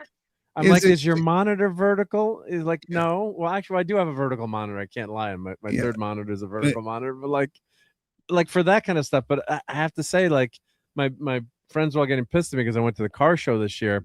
And usually what I would do is shoot horizontal for myself, the videos, and I do vertical for all the shorts that I put on like I went to the car show, the Greenwich car show last month. And I'm trying to get all those videos out, but then I'd have to go back and edit, or what I try to do is keep it in center, and you're walking around. I'm like, I'm just shooting the damn videos vertical because I have the widescreen format pictures. But I mean, yeah, it does drive me crazy. But it's just, if I ever see on the news like a horizontal video of someone filming something in the news, I'm gonna now I'm playing the lottery because I can't believe someone actually, and then they're panning like they've got their phone out, and they're is it too much to ask someone to turn the freaking phone sideways? I mean, is that too much to ask? But the vertical when you get your streaming phone people out, will swipe, so that's like the only thing. You get random people that would never maybe see what you were doing. And it's better for live, I would say, obviously. So yeah, but see, when you get your phone out, Courtney, I don't know if you can see this phone. Don't hold the phone vertical when you're taking a video with the phone like this. You want to make sure you turn your phone horizontal and take your video there of your phone, right? Not rocket science. So it'll show up much better on this little one line LED. I gotta plug this sucker in. I wonder if it'll still turn on. Don't try to call the number, but there's no error code there. But it was a good number. I was showing this. I'll say 0642. That's a damn good number, 0642. But please don't dial it. But so this is the Motorola. I had my first cell phone. 40 years ago. And look how you can change the battery in an instant. Look at this. Yeah. Take that, iPhone. Let's see. Oh no, I can't get it out. Oh, let's see. Come on. Remember battery. when the StarTech was like cutting edge, space age? And this is the more expensive battery. This is the fat ass battery. So this had even more hours. But yeah, this and emergency too. That we're talking about, segueing back to emergency a little bit. That was the they had the EKG in the field, and it would send it back to Rampart, and that was really high tech. So those devices are in the Smithsonian now. Yeah. So what does this say? What year this is on this? Or but this was a big deal. When you're done, I'm sorry to interrupt. I only have 5 minutes, but I did come Okay. in to show there. I have a lot of figurines in here. I'm in Ross. Oh, well, that's awesome. Yeah, no. Yeah, here. So if you guys want to see, Yeah. there's a And bunch hail of to stuff here.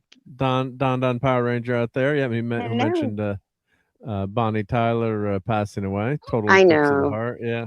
I love that It's song. sad, Once yeah, upon a time, I was falling in love.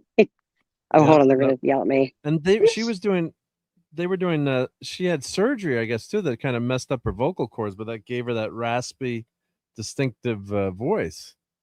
Here we go. Let me embiggen Courtney's video here. Ooh, turtles. Tom likes turtles. If you pan down, is that I can't see that way. Shredder? so That's this one's Shredder. really Okay, loud. yeah, that's Okay, okay. I'm gonna show you guys Vertical's better. fine. That's We're fine. gonna- Vertical's fine. We won't We're tell getting this yelled to at. Phobos that you're doing Okay. vertical. So we've got. I tried to do it sideways, but I couldn't see on my phone. That's It's the okay. problem. Yeah, But I was showing you. So we've got some turtles. I think that's this cool. How much is that Shredder? So these are $14.99. Oh, that's El Cheapo. Yeah, they've got some Funko Pops here. Don't kill Kenny. Brainiac. Yeah, they've got Kenny. And then this is what's been cracking me up. These Manchi Chi things are coming back. No, Manchi cheese. Do you remember? Those are creepy, those Manchi cheese. They were awesome. I thought, okay, let's come around for a second. I'm sorry, I didn't mean to kind of derail, but I always like to No, do that's this fine. when I come in No. here. Yeah. Because they always have like Little random Masters of stuff. the Universe. Tom Oh. is not buying that. Whiplash. Yeah, let's go for it. This is on clearance for $9.99. And we have got I can see why. Yep. Yep, I know, right? Let's see what they have down here. They have, I'm sorry, my filming is probably horrible right now. No, it looks good. Looks good. Yeah. I don't even know Solid Yeah. Edge Works. I don't even know what this is. Does anyone know what that is? I'm guessing that's a manga. Oh, Dragon Ball. Okay, yeah, Dragon Ball. Yeah, Dragon Ball Z. Yeah. We've I'm got not some well versed more. in the manga. We've got Chucky. Chucky. Couple Chuckies there. Yeah. Yeah, Cat in the Hat. Oh, that's cool. I like that. That is cool. That's very cool. You should buy that. I think you should buy that. The Cat in the Hat. So let's see what the If I was there, I'd price buy that. I look just like that $4.49. action figure. All right, for $4.49. Yeah, that's a must buy. Yep, the Cat in the Hat. I ran in here without my stuff though, so I can't. Okay, here we've got Blade Runner. Ooh, Harrison. Oh, that's the old Blade Runner 2049 deck. That's the old Deckard. $16. Yeah, and then about we've got Megan Megan. I'm sorry if my filming is terrible again No, because no, your filming is good. Yeah. Hocus Pocus. Usually Yeah. they have a lot more if you put a dig down here, but I'm gonna get kicked out of here in a second. I came in right at the last minute. Yeah, like Yeah, buy some more something Hocus or go. Pocus. Yeah. And let's see what they got under here. Chucky. They have Lots of Chuckies. Yeah. yeah, the Chucky. I don't know who Queenie is. Oh, these are cool. These are, and then the good guys. Oh, there's Chucky. Again, isn't it? That's another Chucky. There's Yeah. other Chucky behind. There's a double Chucky. Yeah. Yeah. Yep. So we got this one. We've got this one. I think that's it. And then Which store are you? Putin's asking what store you are. I'm in Ross Dress for Less. Ross Dress for Less. And yeah. they What always state have are we these in? things at What- the end. I am in Colorado Springs. Colorado Yeah, Springs. Okay. Yeah. I see a lot of body cam videos from Ross Dress for Less. Seems to be a magnet for shoplifters. Just saying. Oh, that's funny. And I think that's about it. And I'm gonna have to Well, thank you, Courtney. get on out of No, here. that was to, cool. No, that was very cool. Very hi cool. to yeah. everybody. Hello, hello. And now I don't know how to get off of here.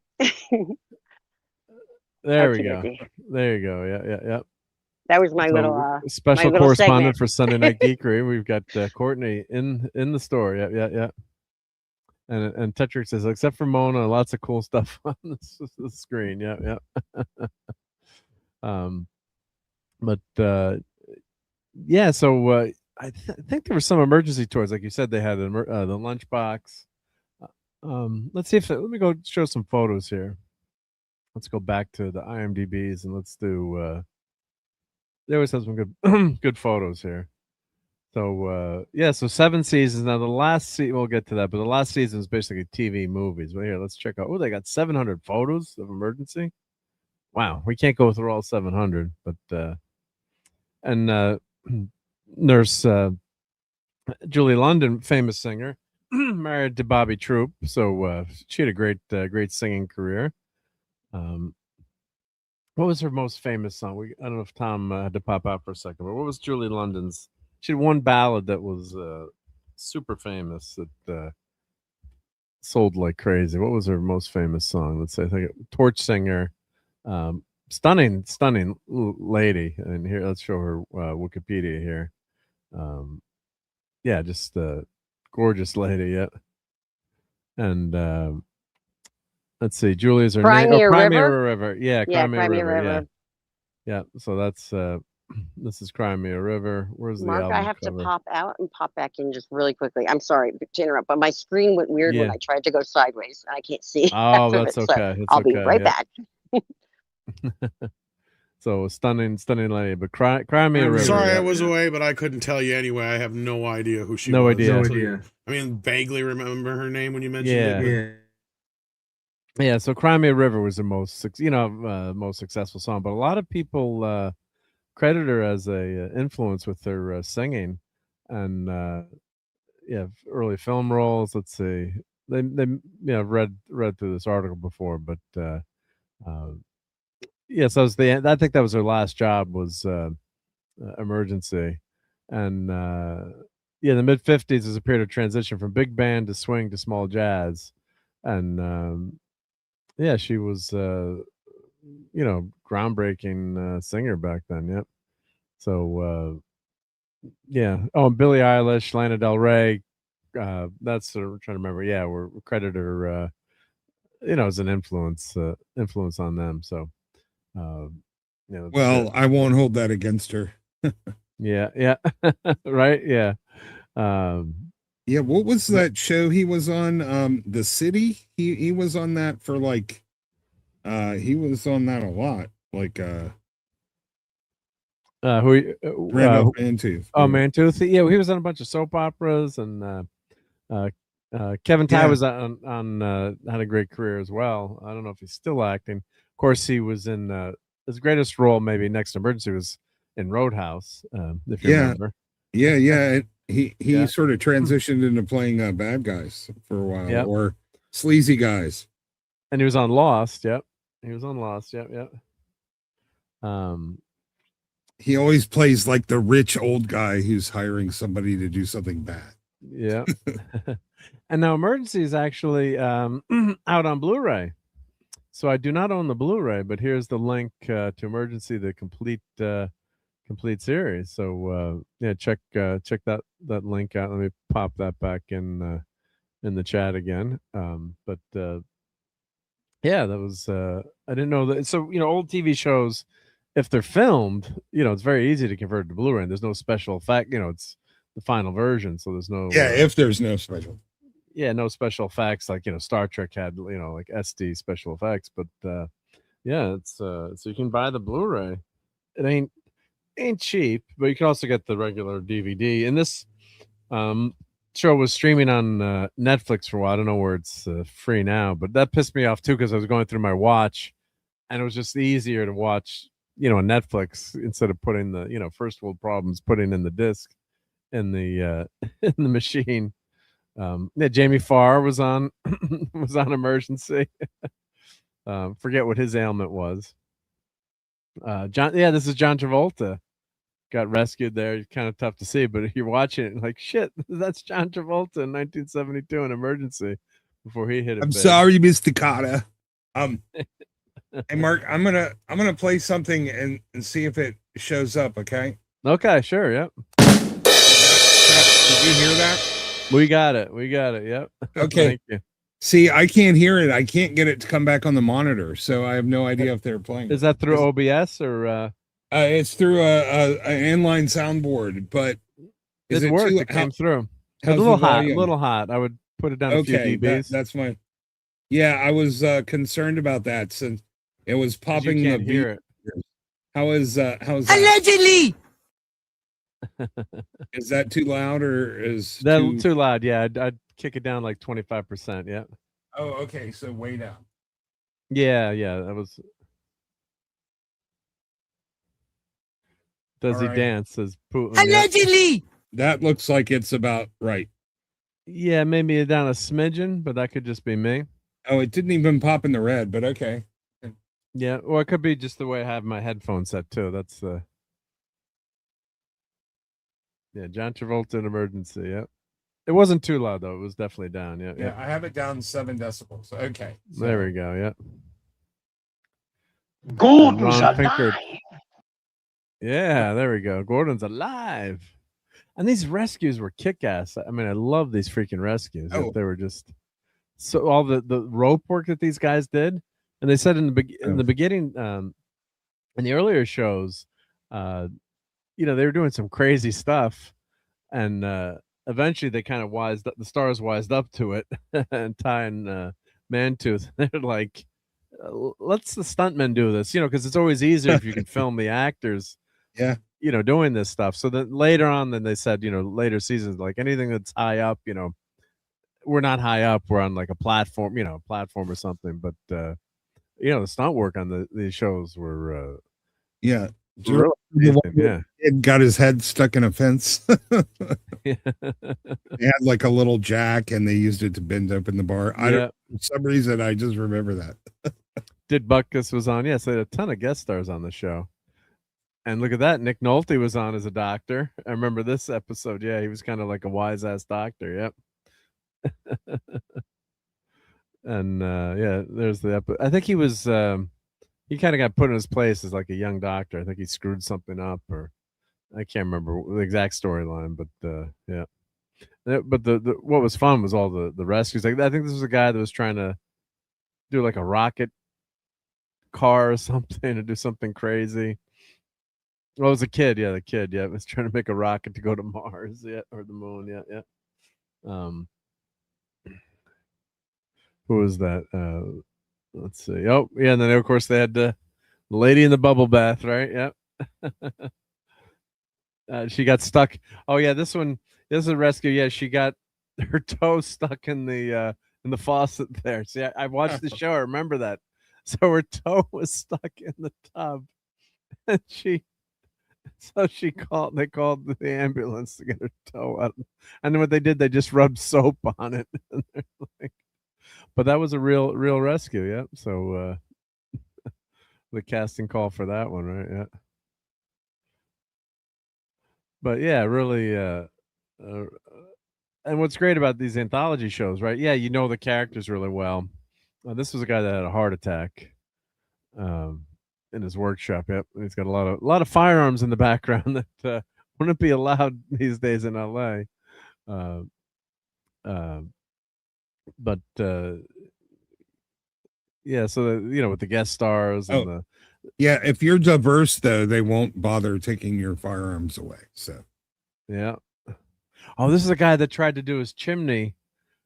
He built the chimney, and you're supposed to let the chimney set and the concrete set, and then he did it himself, and then he started a fire to test it out, and the whole damn thing exploded. And his wife was yelling at him. Yeah. I told you to hire someone to do the chimney. Yep. Now, who's that? Let's see. Bobby Sherman. Yeah, girl got her. She got stuck in the mailbox. Like they had all these rescues. Yep. But then they had some really crazy rescues and big, huge, massive, industrial fires. I don't know how the heck they do these things. I mean, it's just amazing. I guess they use propane a lot. It's a controlled fire, but still, it's like, man, there's some amazing stunt work in these, and had to cost a lot of money. Yeah, there's no CGI. Like, yeah, we're gonna lower you down on this stretcher. How much you paying me for this, right? right? So, or the firefighter says with a few lines, an actual firefighter and consultant. I think his character had his real life name. I used to have the DVDs with some bonus info. Yep. So I just said said his name. I'm forgetting. I've watched every damn episode, but yeah. And they'd always play pranks on each other too. So there's Chet, like in the firehouse. So yeah, like you said, the rescues were serious, but in the firehouse they're always playing pranks on each other, and they kept going back and forth at each other. So there's Johnny getting pranked by Chet opening the door. Yeah.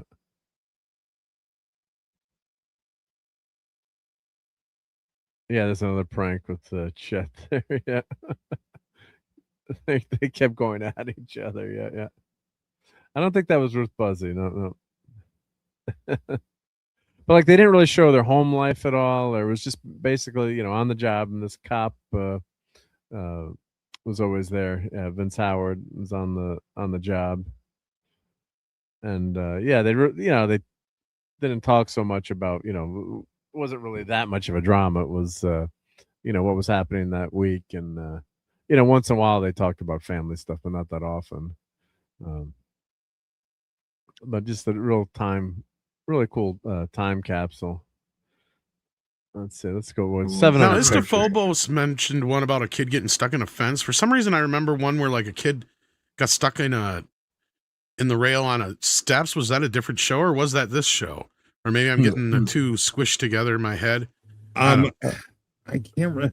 It might have been this one. I can't remember if it was on steps or not. I just remember the sort of the Jaws of Life thingy that they used to bend the bars out. Oh, I think they ended up using butter in the one I was thinking of. Maybe it was a different show. I don't know.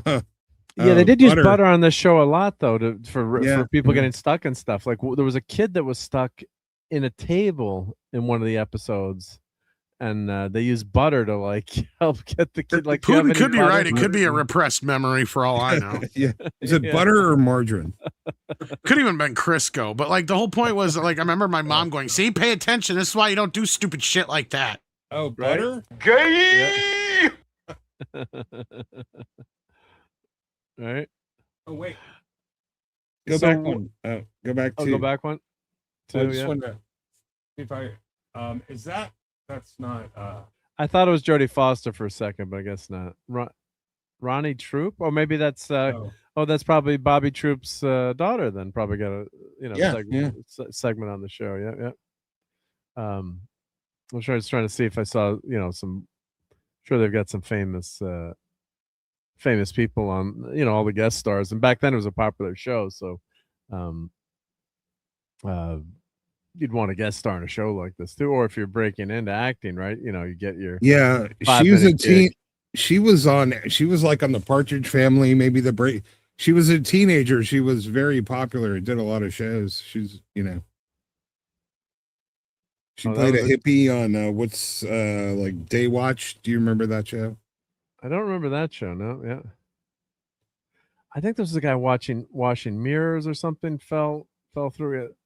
Something happened. Yeah, there was some crazy, and then they had some earthquakes. Now the last season was actually backdoor pilot, so they'd if so we go. She was Julie London's stepdaughter. I didn't know that Bobby Troop and her were married. Okay. Yeah. I know too much about this show because I've got books on it and read a lot about it. But yeah, that was Johnny got bitten by a rattlesnake. That was a good episode. Yep. I thought he was going to buy the farm. Yep. Yeah, one episode they had to eat healthy, so the doctor came in and they were making all this healthy food and they all hated it. Oh, they had to restore an old fire truck. Oh yeah, that's what I want to show, the gear. So this is a Motorola phone here. So that was so cool. They'd call and then they could send in the EKG back to Rampart. I was like, this is amazing. And like back then that was, amazing stuff. Let's see if I can find some gear. Let's see, emergency TV show gear. Yeah, they take a lot of tech for granted these days that were just miraculous. Or probably on the Wikipedia article. Let's see. They probably have. I'm guessing they have pictures of that. Let's see. Here, I'll share this tab instead. Yep. And this guy, Sam Lanier, if you've watched the show, what a golden voice this guy had. He should have been on he was on TV, but he could have been a DJ or man, you listen to his voice, and he's a dispatcher. No wonder he's a dispatcher, because you can understand him so well. But man, what a golden set of tubes he had. Just a smooth as silk voice. Yep. There's the Squad 51. Yep. Yeah, sometimes the jaws of life are overkill. Very cool overkill, but you don't want to get sued. Yep. Yeah, so here's the biophone model 3502. Kind of like Star Trek gear here, right? So yeah, so you could send the EKG back, and they could talk. It was so cool, like in the field, and they can talk back to the station, from the field to the hospital. And the drug box is just an old tackle box, but they'd open that up and have all their meds in there. Yep. Oh, and this one's signed. Yep, which is cool. Yep.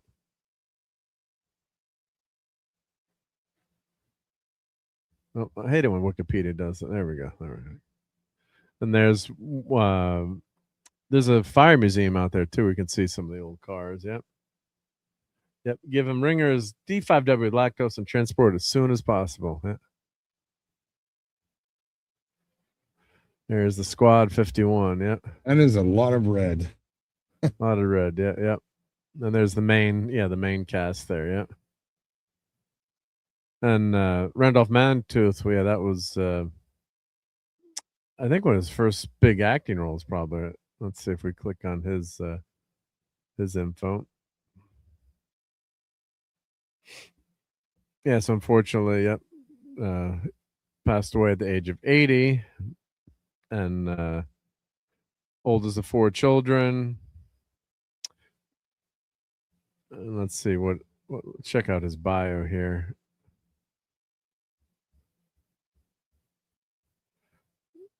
So here, let's see filmography. Yeah, so he was on a lot of soap operas too.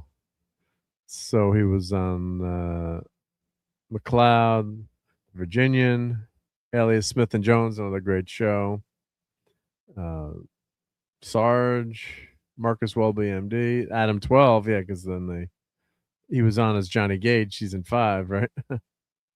The Wadsworth Townsend Act. Okay, so that's the act. That's the 2-hour pilot movie for Emergency. That was the act that enabled the paramedics. So that was the they named the pilot after that. So that was groundbreaking legislation. Yep. And then there was also a animated TV show, Emergency +4 with kids. Yep, that ran a few years. Yep. Starship Rescue. He had a pretty good career. Yeah, Operation Petticoat, Vegas, Love Boat, Battlestar Galactica. Someone had mentioned before. I don't know if it was Phantom. The Seekers, Charlie's Angels, Fantasy Island, Fall Guy, multiple appearances, Dallas, and let's see. But soap operas are mainly, I think, what he was known for. Long-term General Hospital, and it was Rosie O'Donnell show. Yeah. He was on ER one episode. So yeah, he did work quite a bit. And I guess his last credited role looks like was Sons of Anarchy. Yep, Tetra. Yeah, it was just that was just in the bio. Yep, he was on Adam 12. So yeah, great impact that show had. So let's see. Let's show the map. Yeah, let's show. Let me grab the map here. Let's show on the map where the actual station is. Yeah. So let's show this tab. Yes, let's zoom. We'll zoom out. And I'll just change it to. Let's see what's a familiar. So Long Beach is down here. Start with Anaheim is probably a good landmark. Yeah, for people to know. Yep. So Anaheim is yep. So that's Disneyland is out here. Yeah. So it's to it's to the west of Disneyland. So I guess it's drivable from well, Disneyland, depending on traffic. But traffic, yeah, Disneyland's a trip because it's so landlocked. Like they ain't going nowhere. Yeah, but I mean, if you really wanted to go see it, you know, it's. And I think there might be. Oh yeah, the Battleship Iowa's here. Cruise Center, yeah. So it's where all the cruise ships are, and then we go. So it's. Hey Tom. I hit the wrong button. No problemo. Yep. So let's see here. Oh. So here's the emergency. So I guess there's just like a Honda dealership here. And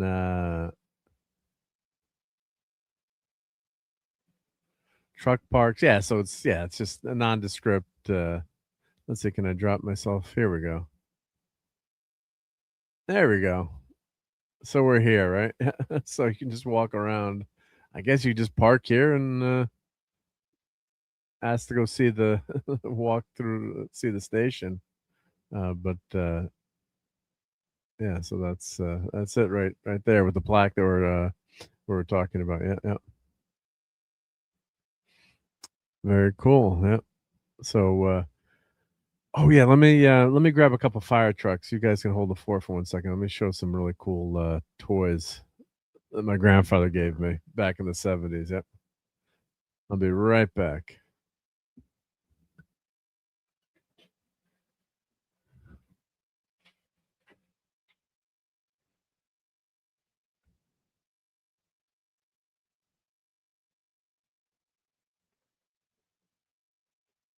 All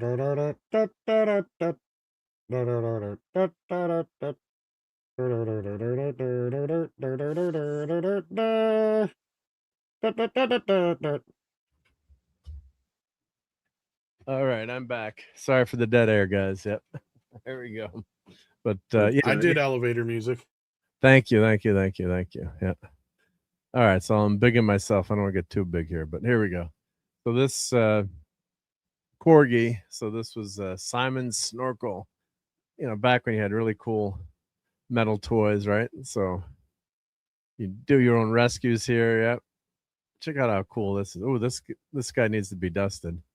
But yeah, look, this guy can do a really long rescue here. Yeah.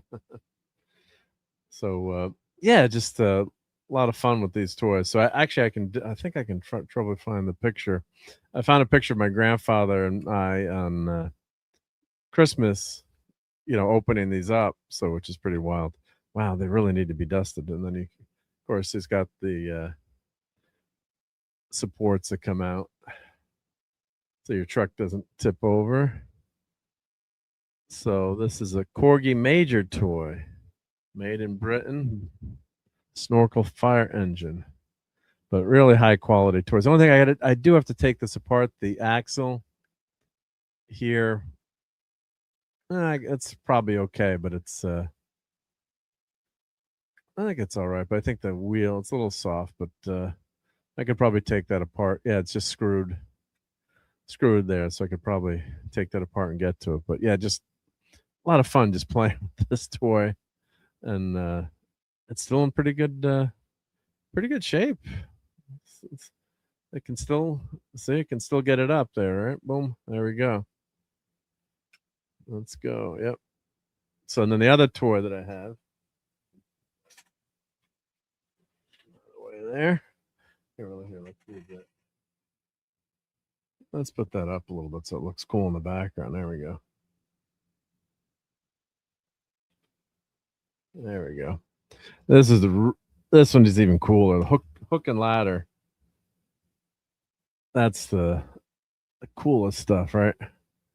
So, hey, Jeff is here. I can get up out of the chair, Jeff. Yep. But check out how cool this fire engine is. Yep. Yeah, so here we go. Let's get this one up. So I think there's supposed to be a string that goes through. That broke. I got to restring it, but you can actually turn the lever here and would pull the hook and ladder, the main ladder up. I did a lot of rescues with this ladder. Check that out. That's impressive. And then it had the other ladders that would come out the back, right? You got these ladders, and then they would hook. You could hook them up to there. So if your action figure is really stuck up high, you could do a great rescue there. And this toy is in pretty damn good shape too, I have to say. Other than that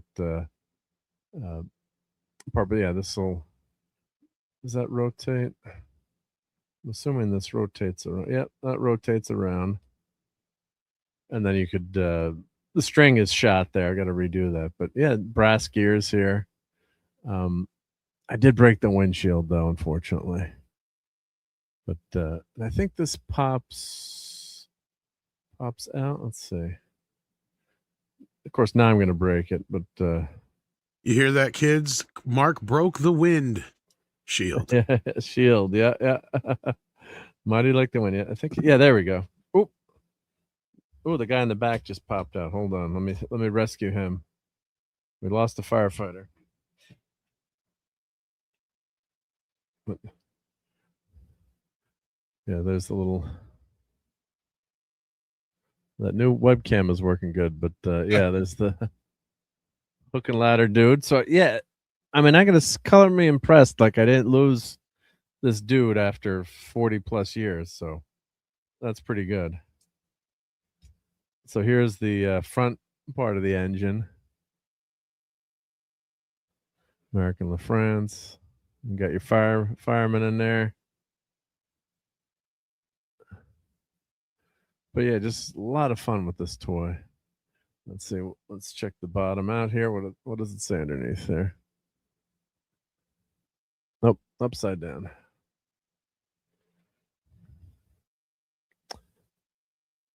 Aerial rescue tractor, Corgi Major Toys.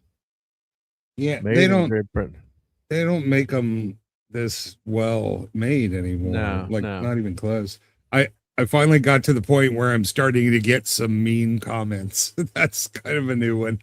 There you go. Yeah. Yeah. Well, that means you're reaching people if you get the mean comments. So here's the, of course, the supports will come out. Stanchions, I guess you'd call them. Yeah. But really great details. Yeah, so I am buying new Corgi. The Corgis are back. They're reproduction Corgis, and they're pretty damn good. They're not as good. They use a little bit more plastic in some places, but Jeff is out there. He saw the Chitty Chitty Bang Bang, and I think Jeff was pretty impressed by the Chitty Chitty Bang Bang. If you want one mint in the box, it's like $200 to $300, or you can buy one for $40 with a couple of plastic pieces. So I'm opting for the $40 one. But yeah, this toy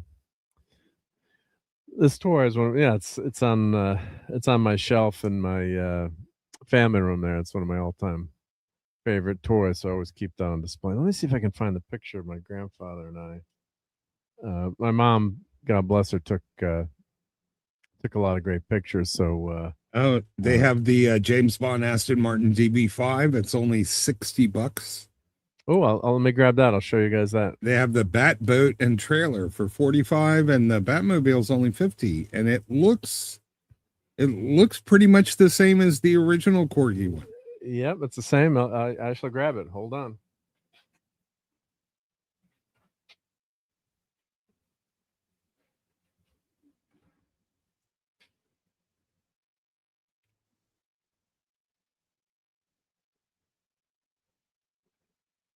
Yeah, it looks like their reissues use the original box design too, so they definitely look old-fashioned.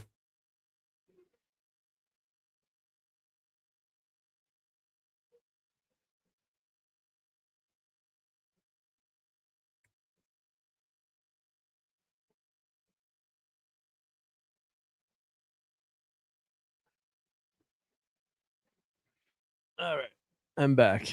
Does it fire the dart out of the little yeah. Well, let's show Chitty. So I've had this. If you watch another Geekery, we've had this out. But let me make I'm bigging myself here. I've had this out of the box, but there's the Chitty Chitty Bang Bang. And the James Bond car does, yes, it does fire. I mean, it does have all the original effects. Yep. Oh, so I was asking about the Batmobile. If it the has the Batmobile little rocket. I can't remember if it fires the if that one fires the rocket. The old one did. You would press the siren, the little light, and then the missile would come out of the pipes in the back. So here's my Corvette. Let's see. Let's open this up. It's all wrapped up. So, but yeah, see, these are step above Matchbox cars. As cool as Matchbox cars and Hot Wheels are. But yeah, so it's a reproduction of the original Corgis, and they give you a certificate of authenticity and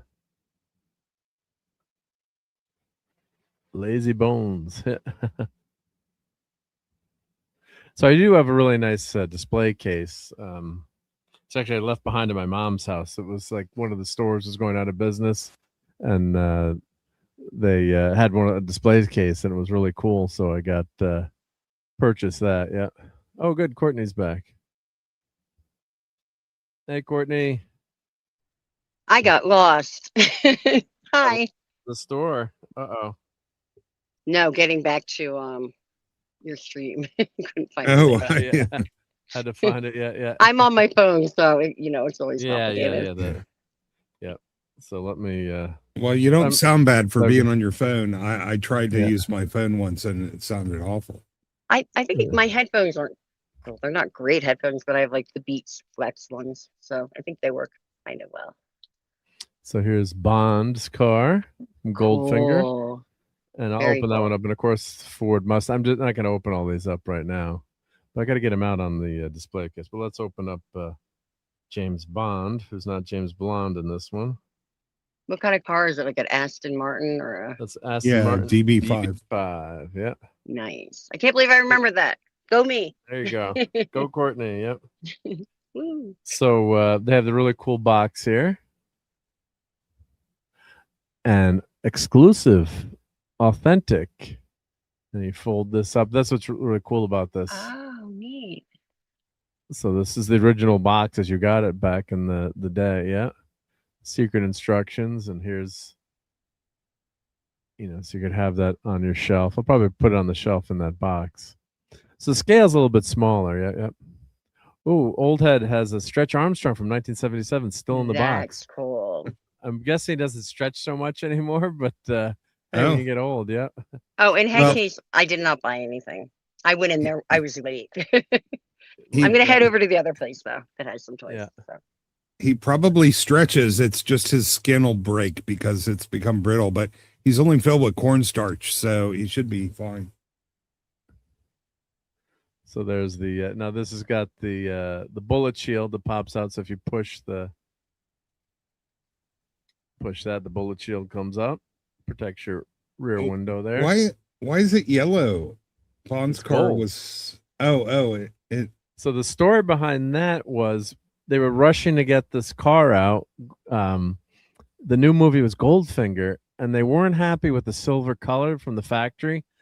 So the paint they said was coming out. It looked almost like it was unpainted, and they really weren't happy with it. So they said, "Let's just paint it gold for Goldfinger, so it looks cool." And it looks really yellow on camera. It looks like a lemon. Well, don't oh, and lemon pie just showed up. Hi. Lemon pie. Just don't forget also with I gotta fix the if I change the color gamma on this too. Let's see if I can make it more. Now everything's I got gold. I got a new web camera, so let's see. I got to play with the color temperature, but I assure you, in person, this is gold and not lemon pie like lemon. But and of course, then the famous thing, if you let's see, he's gonna pop out and I'm gonna lose the guy, but boom, the eject seat. Yep. So you got the little KGB agent, whoever, in there, right? Yeah. Let's see if it's gonna focus. There we go. Yeah. So we had that, and then of course the machine guns would pop out on the front. So yeah, this really a fun Let's see. So you push. Let's see. What did you push? Oh, you push on the side here.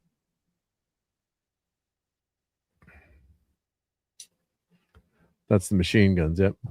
But as a kid, you'd pretend you were, you're pretending you're James Bond with this, right? So it's a lot of fun. Yep. Let me see if I can find the Batmobile. And Jeff is right. Yeah. So must be an expensive web camera. It only shows the center third of the screen. Center third? What are you talking about? It's showing the whole thing. I paid a lot of good Amazon gift cards for this web camera. Let's see. Let me. There we go. Oh, yeah, because he's making fun of the vertical video. Jeff is a TV guy, so he's making fun of the vertical video. Get on the horizontal side, Jeff. That's for the old people. Is the horizontal. Vertical is the young people. Oh, thank you. Let me I feel young. Yeah, talk among yourselves. I'm going to grab the Batmobile. Yep. Or try to find it in the closet. And hello again. I'm in my car, and I broke my camera on the thing. I literally had just replaced my iPhone because it got damaged. And the day I got it and set it up, I dropped it in Walmart, and it literally looks like a BB gun shot it right in the front camera. Huh. It's unbelievable. Like see how it's all messed up there. So dumb. So dumb. Now I have to get that replaced. So what else did I miss? Is Tom even here? Tom, are you sleeping? Do you go to sleep on us? Yeah, I didn't come in until they were already talking about emergency. So yeah, you came in the same time as me. Yeah, I was trying. How is the chat doing?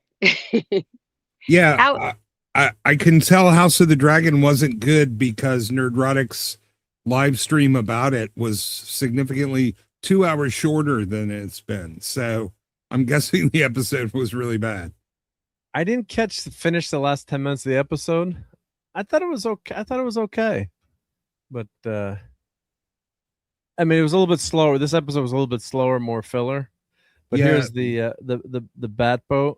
But this season as a whole, yeah, we're gonna talk about House of the Dragon, but a little bit too. But there's the bat boat. And they owe me a new box. I gotta eat. They were supposed to send it from England. I got to write to them, and they said they're supposed to send it with another order, but the box is all screwed up. And I wanted to display this in the box.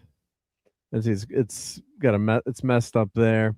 One thing I have to say about these Corgi repros, the shipping hasn't been the best. No, and you never order from Amazon if you care about the box. Oh yeah, but I've never gotten anything that hasn't been smashed. No, this is coming direct from kick through the box. This is coming from England. This came from England from the Corgi, but I have to say it wasn't packed that well in this box. And that part of the charm of this one is displaying it with the box and see how it's all screwed up there. So they were supposed to send me a new box.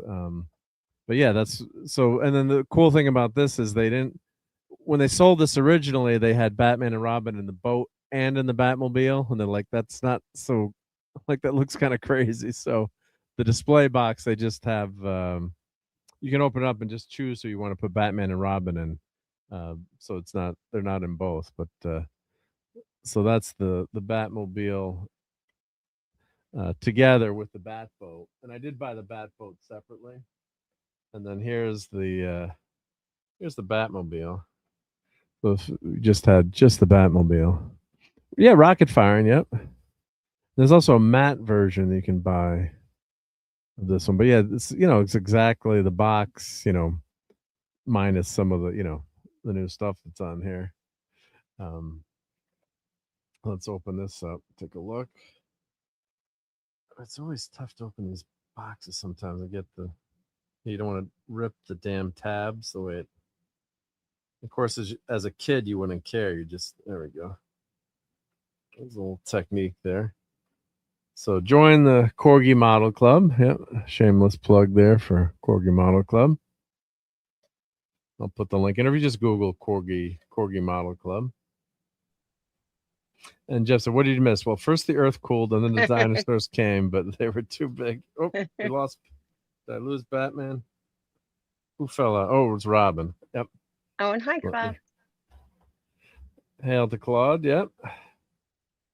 So here's Robin. So some of these paint jobs are a little wonky. Oh, there we go. There's Robin. Come on, focus. There we go. Let's put Robin back in the Batmobile here. Okay, so here's the Corgi Batmobile. Here, I'll hold it up and show it. And this is one of the toys I always lusted after as a kid. Oh yeah, that was like the Holy Grail toy there for a while. Yeah, and I never had this toy yet. So I had the James Bond car, but I didn't have this yet.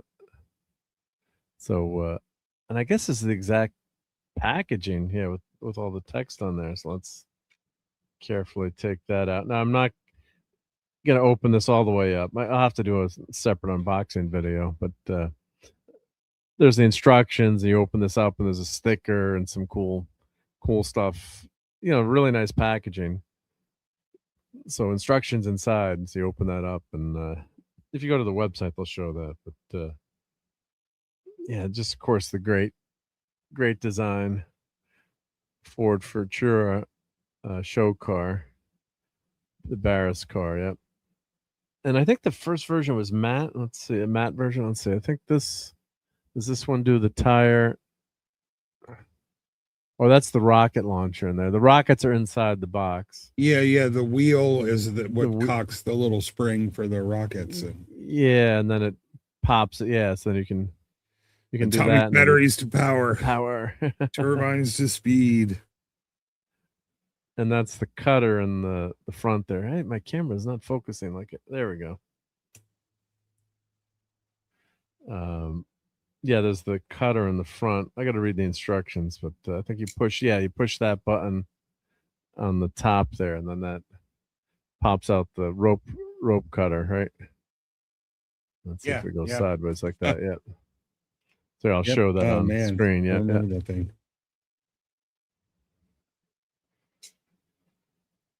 There we go. Yep. The doors don't open in the car, of course, but yeah, this was just such a cool, fun toy as a kid to have. Yeah. And what's nice about these, Sashi saying, inhale the Sashi, only stuff I have in the box are Mask and Starcom. I mean, these are easy to take in and out of the box too and play. Yeah, but that's a kid to have. Mark, I got news for you. You are a kid. Yeah, that's true. But this is one of the, when this came out, I was like, oh god, I'm buying this. Like, and I might buy the matte version too, because they had a matte version that came out. But yeah, Batmobile owner's badge and rockets. Yep, so the rockets are inside. Yeah, operating rocket tubes, tire slasher, turbine jet exhaust, spring suspension. Yeah, so that was the cool thing. Yeah, so the suspension on the Batmobile, the back tires had springs, not the front tire. Yeah. Don't share my data. Remember, your hands would have been a lot tinier as a child. It probably seemed a lot bigger. I remember the first time I went back to my old neighborhood, like where I went to kindergarten, first grade in. And I remembered it just being this enormous neighborhood that took forever to cross. And as an adult, I drove through and it's like really tiny. It takes like 2 minutes to get from one side to the other. It was... Well, I went back to our first house with my dad. You drive through the neighborhood and like check out the house. And we basically lived in a closet. Like my sister and I, like I went back to the bedroom and it was like maybe a little bit bigger than a closet. Like it would been like a walk-in closet. I'm like, my God, Dad, I remember this room being so big. He's like, yeah, well, you were, 4 and your sister was 2, and you fit the crib in there and the 2 cribs. And like, he just remembered everything being, I remember the whole layout of the house. He was impressed. He's like, I knew exactly where everything was. And we only lived here. I was like 4 or 5. But yeah, the house seemed like really huge and it wasn't. Yeah. So, so that's one of my favorite toys that I wanted to have as a kid, and was able to buy multiple copies now. But yeah, let's put the Batmobile away. Yeah. Don't Are break anything there. matchboxes 150 scale? What's the typical matchbox? I'm not scale? sure the exact scale of matchboxes. Let me pull up the Corgi Model Club and we'll check the scale. It doesn't see, like back in the day they would, like today they always tell you what the scale is of everything. But isn't it 1/16? Yeah, I'm trying to remember what it is, but back in the day they wouldn't tell you what like no one cared what the scale was. They obviously knew. Fuck no, they didn't even care when they made the toys. Yeah, the Batmobile is 1/46 scale. Thank you. Yeah. So you weren't that far off. There we go. Yeah, and so there were bigger. Yeah, Sashi. The James Bond car, I do have a bigger scale. So there were two different scales of the Bond car, and the bigger scales. So when I did get this, Jeff, I'm like, well, yeah, this does look Courtney's a in little bit the smaller. back, I think. I thought I added Courtney, and there we go. Thank you. She Sorry, I unadded thought I herself had- just so she could come back in, Mark. I thought I added her. Yeah. You didn't give And her I- the and I proper put- props. And I put my dog in his bat costume because you were talking about no. Batman. No, bat dog. Woof woof. He's a Right? good doggy. Who's a good doggy? He's The a good bad boy. doggy's a good doggy. He's Or it's good. 164. Anyway, there's some 6 in there somewhere. My kid would have been like, oh, it's 161 Right, if he was here. So here's the. I did some Corgi Model foodery Club. while that was why I was Oh, quiet. good. I made myself some homemade pizza. Show us the bat dog. Yeah. So we will have some foodery tonight because we Bad dog. We had some good. You food, want yeah. some pizza, bad dog? Yes, you do, because you're a good boy and Robin isn't. That's right, motherfucker. Yeah, that's why you're wearing tights. Mm-hmm. He would only eat the pepperoni. That's it. No mushrooms for you. Or onions. Dogs can't have onions. They're not supposed to have tomato either, I believe. Really? Oh. I just learned that too. And I was Yeah. like, Don't tell Sadie that because she loves pizza and sketty. Yeah.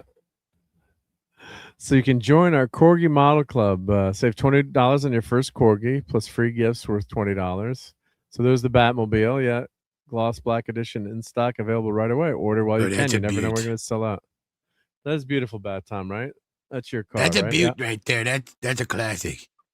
That's you can let your hair down or your cape out, whichever, and just cruise. Cruise up and down the coast. Kick Robin out and you got room for a chick or two. I tried to go cruise in at the Penny Arcade here. There's an old school Penny Arcade, and they had all the old the little things that you could ride in that used to be out front of the supermarkets and stuff. Like they were automated. You put a quarter in. They had a Batmobile, but it was like a mini one for kids, and I got in it. It was And that's not. where she's at to this day. Yeah, I am. I'm cruising in that thing, but yeah. She's stuck in it. And Geoff, yeah, the doors don't. Oh, I'm not taking it out. I don't think the doors open on the Batmobile, but they made the very first version, I think. So there's different iterations. So if you go to the website, they'll explain the history of the model. This just came out, the Green Hornet, Black Beauty. So I got to get that one too. I remember the theme more than I do the show. I wonder if these are these cheaper if you buy them in the UK, because Corgi's UK based, right? Yeah, but now they have a warehouse in the States, so the shipping is not that expensive. Oh, And that's good. The tariffs are not that bad, but for a while, yeah, they were charging a ton for the tariffs. So this one's one of the more expensive ones, yeah. But yeah, I got to get the Black Beauty, yeah, with Bruce Lee. So let's Where check do you out. put all this stuff, Mark? Jeez. I know. The this is what overflow goes to his mom's house, like the I have the been trying Chewbacca. to figure that out. That makes sense now. He's got a whole nother house to store this shit in. Right? Because I know the wife is just like, more shit, Mark. Yeah. Well, these are You don't small. have enough corgi These are toys small. already? These are small, yep.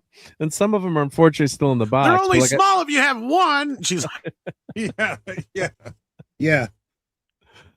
And I've got shelves up around the house. Like I've got, in our we don't have a eating kitchen, but we have in our family room we have the table, and then I have I try to put shelves everywhere, and have stuff everywhere. And she's like, "You're taking over the house." She's like, "Yep. If we ever redo this, you're not gonna have your shit everywhere." She's making plans. She's making it's plans. like a museum. It's so cool like that, though. Yeah. And I know Everywhere I'm hitting you Mark look. hard where it hurts, but he's like, I'm sure this is like, this is reality for him. It's reality. He's like, no more toys. It's been 40 years. We're not having any more goddamn toys in this house.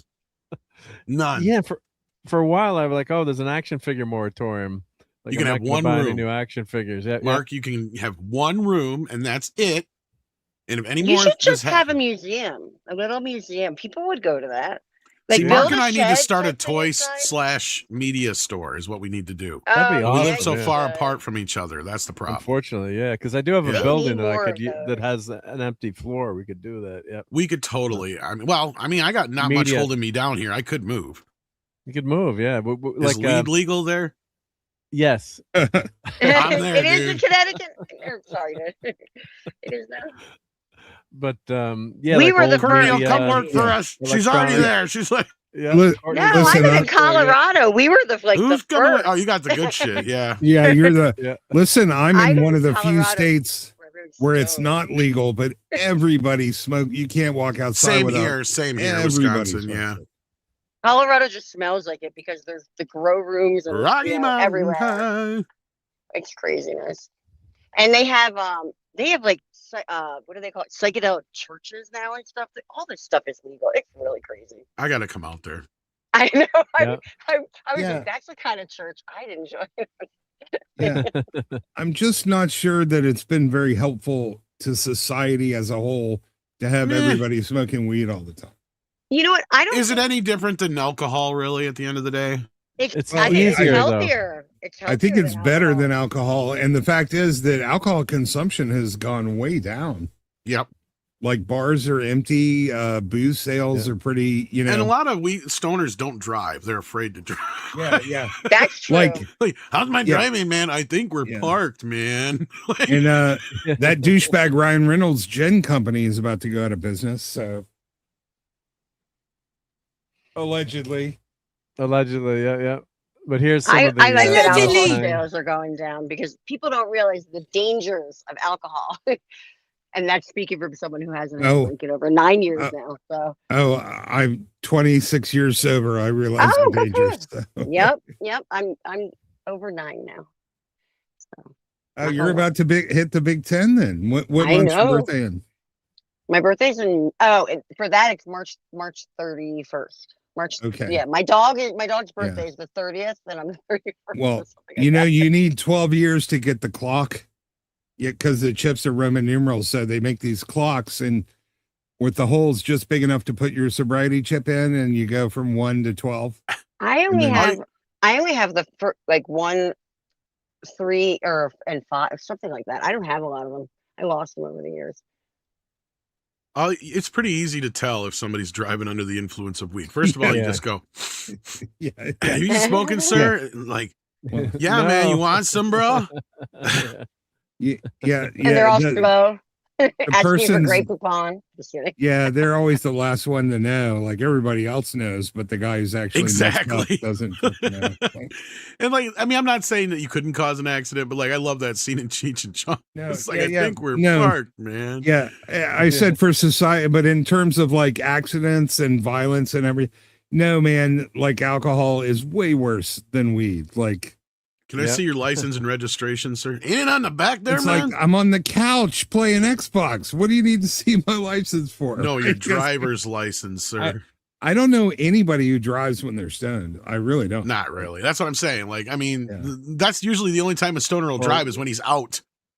Yeah, So don't- that's to go Hey, get dude, some. bro, yeah. Oh, if it's suspected, they would do a blood draw. Yeah, like my wife works for Exactly. does HR, and they said the big problem is in states it's legal, but if you're hiring a truck driver, you can't test positive for it.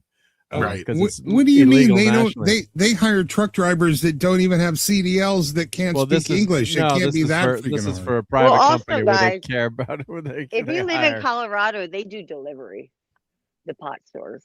so you don't even have Some to of drive. them do. Not everywhere Yeah. I've been. Like I know Vegas Yeah. does. I know that Colorado does. Yeah, you can do like Uber. You know how they have Uber Eats? You can do like Uber Munchies, and they'll. The town I used to live in, they were like genius. The one pot store opened up they opened a taco store like right next to it. So like, I was gonna say the one that I normally go to is right next to a Taco Bell. I shit you not. It's so funny. That's like, remember, this was about 5 years ago. I think a bunch of Girl Scouts set up their Girl Scout cookie stand next to a weed dispensary. Smart. Yeah, they did. And they sold like $12,000 worth of cookies in a day, but the publicity wasn't very good. Wasn't so good. Fuck Yeah. that. I've been like, what's the word I'm looking for? That's using your imagination. That ingenuity. Is creativity. Is that the word I'm looking for? Ingenuity, absolutely. Yeah. Entrepreneurial That's what I thought. spirit, Yeah. I love this Porsche Carreras, but Supply and motherfucking demand. Yeah. You want some mints?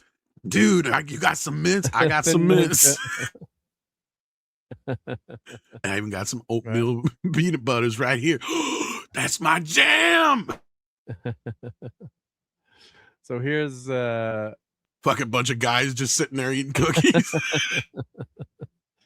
Oh god. Well, Boy Scouts sell popcorn, so yeah. So yeah, they sell. Not yeah, well, we don't even have Boy Scouts around here anymore. We had Cub Scouts, and then I guess we do have Boy Scouts, but it's mostly Cub Scouts. Like we don't do a lot. We didn't have a lot of options for, believe it or not, Boy Scouts when I was growing up. Surprisingly, but I guess interesting. Yeah, but we like a lot of kids would just jump right into like hunter safety and all that kind of stuff. So I don't know. 4-H at 4-H or we definitely 4-H was huge. Yes. Yeah, that's a pretty big group. Yeah, out west or yeah. So I mean, we even have a kid from my hometown who was like a rodeo champion, right? Like, so that's the kind of shit. Like, I'm probably the second or third most famous person from our town. Well, you are very famous. You're world famous. Yeah, yeah. Infamous, according to some. Infamous. Yeah. That means you're more famous than famous. Right? Yeah. Don't share my data. It's not showing up on my YouTube side, but I see him on the StreamYard side. I wonder what's up with that. Oh, because he's on the vertical. He's gone vertical. Oh. That's why Jeff was joking. That's my real life buddy Jeff, who I grew up with. Jeff, I found the link to the Canadian thing you're talking about, so I'm going to post that in the chat on the horizontal side anyway. And thank you for supporting the channel, Jeff. Don't share my data just blew my mind. And this is why I made a square pizza and I cut it into triangles. Right? Yeah. Good question, Jeff. Yeah. Why does, because boxes are very tough much more expensive to make round.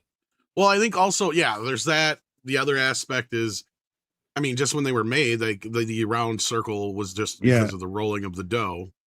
And it's very hard to spin a square pizza on your finger. But then there's pan, the pan style too. And the most important thing to know about pizza is never order the small or the medium.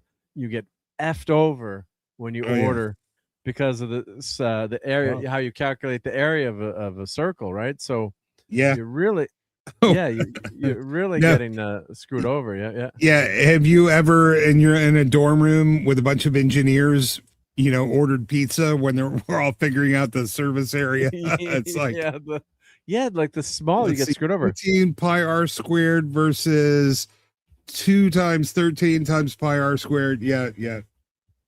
It's never worth it. It was originally, but Domino's, when I used to deliver for them and everything was fresh, we would go to the grocery store next door to buy like vegetables and ground beef. And a lot of old restaurants used to be like that before, they started getting everything shipped to them. Yeah. And the large was 16.5 inches. And now a large is like 14, which was the small when I worked there. And now the small screwed over. Went from well, you can kind of blame Ray to Kroc 10. for that, really, because he was the guy who he would go to different McDonald's and he realized, they were all offering different things made different ways. And I mean, if you've seen the film, it's in the movie. I mean, it didn't happen exactly like it did in the movie, but like that was his whole thing. Is like, okay, we got to uniform this shit, because when somebody goes to one McDonald's in Illinois, they have to have the same shit when they go to the one in Ohio or Indianapolis or wherever. It's like, we can't be having this bullshit, right? Like, and for better or worse, I get it, but like, it used to be And I think that's a lot of what hurt local business in general.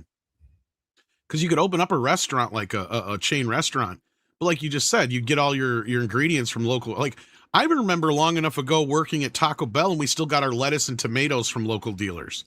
Wow! Like when we still had to actually like cut up our tomatoes and all that kind of stuff. And like, I mean, I was working there when they started transitioning over to like getting the beans in bags and the meat in bags and all this other stuff. It was really weird. And getting everything, like the lettuce all cut up for us and the tomatoes in these tubs and all cut up already. It was really weird to start getting some of that kind of stuff. Oh, Jeff, to get the horizontal version, you take your phone and you turn it this way. Unless he's on the wrong, say, okay, no, so I'm teasing. Yeah, here's the go to his channel. Go to his channel, and there's 2 different versions. Yeah, there we go. So get horizontal here, Geoff. Yep. I usually pin that message, but I appreciate the people on the vertical, right? You know, we want to give people whatever they want. A lot of people like watching the show on the vertical. We have different people that pop in. But you can always go back to that's the Burger King, right? So, but yeah, let's talk about House of the Dragon. Then we're gonna do some major foodery tonight. So get prepared for that. But yeah, this episode.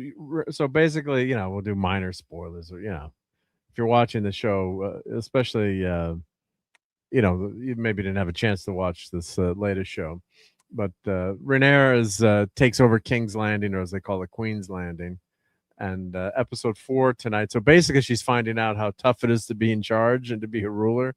So the episode tonight was maybe not as, not as much action, more setup. So that was the big problem with season 2 was just all set up. It was really nothing happening. You're waiting for that big battle at the end, and they cut, and it's like end of season. So so let's see. Let's see. Well, this is the last episode, I think, right? Yeah. So, but basically, it's more machinations of Game of Thrones, and you've got the High Towers are scheming to get control of the kingdom again, and basically it's right of succession there. And hail to the dead man, great to see you, buddy. Now I'm going to show you food in a few minutes. So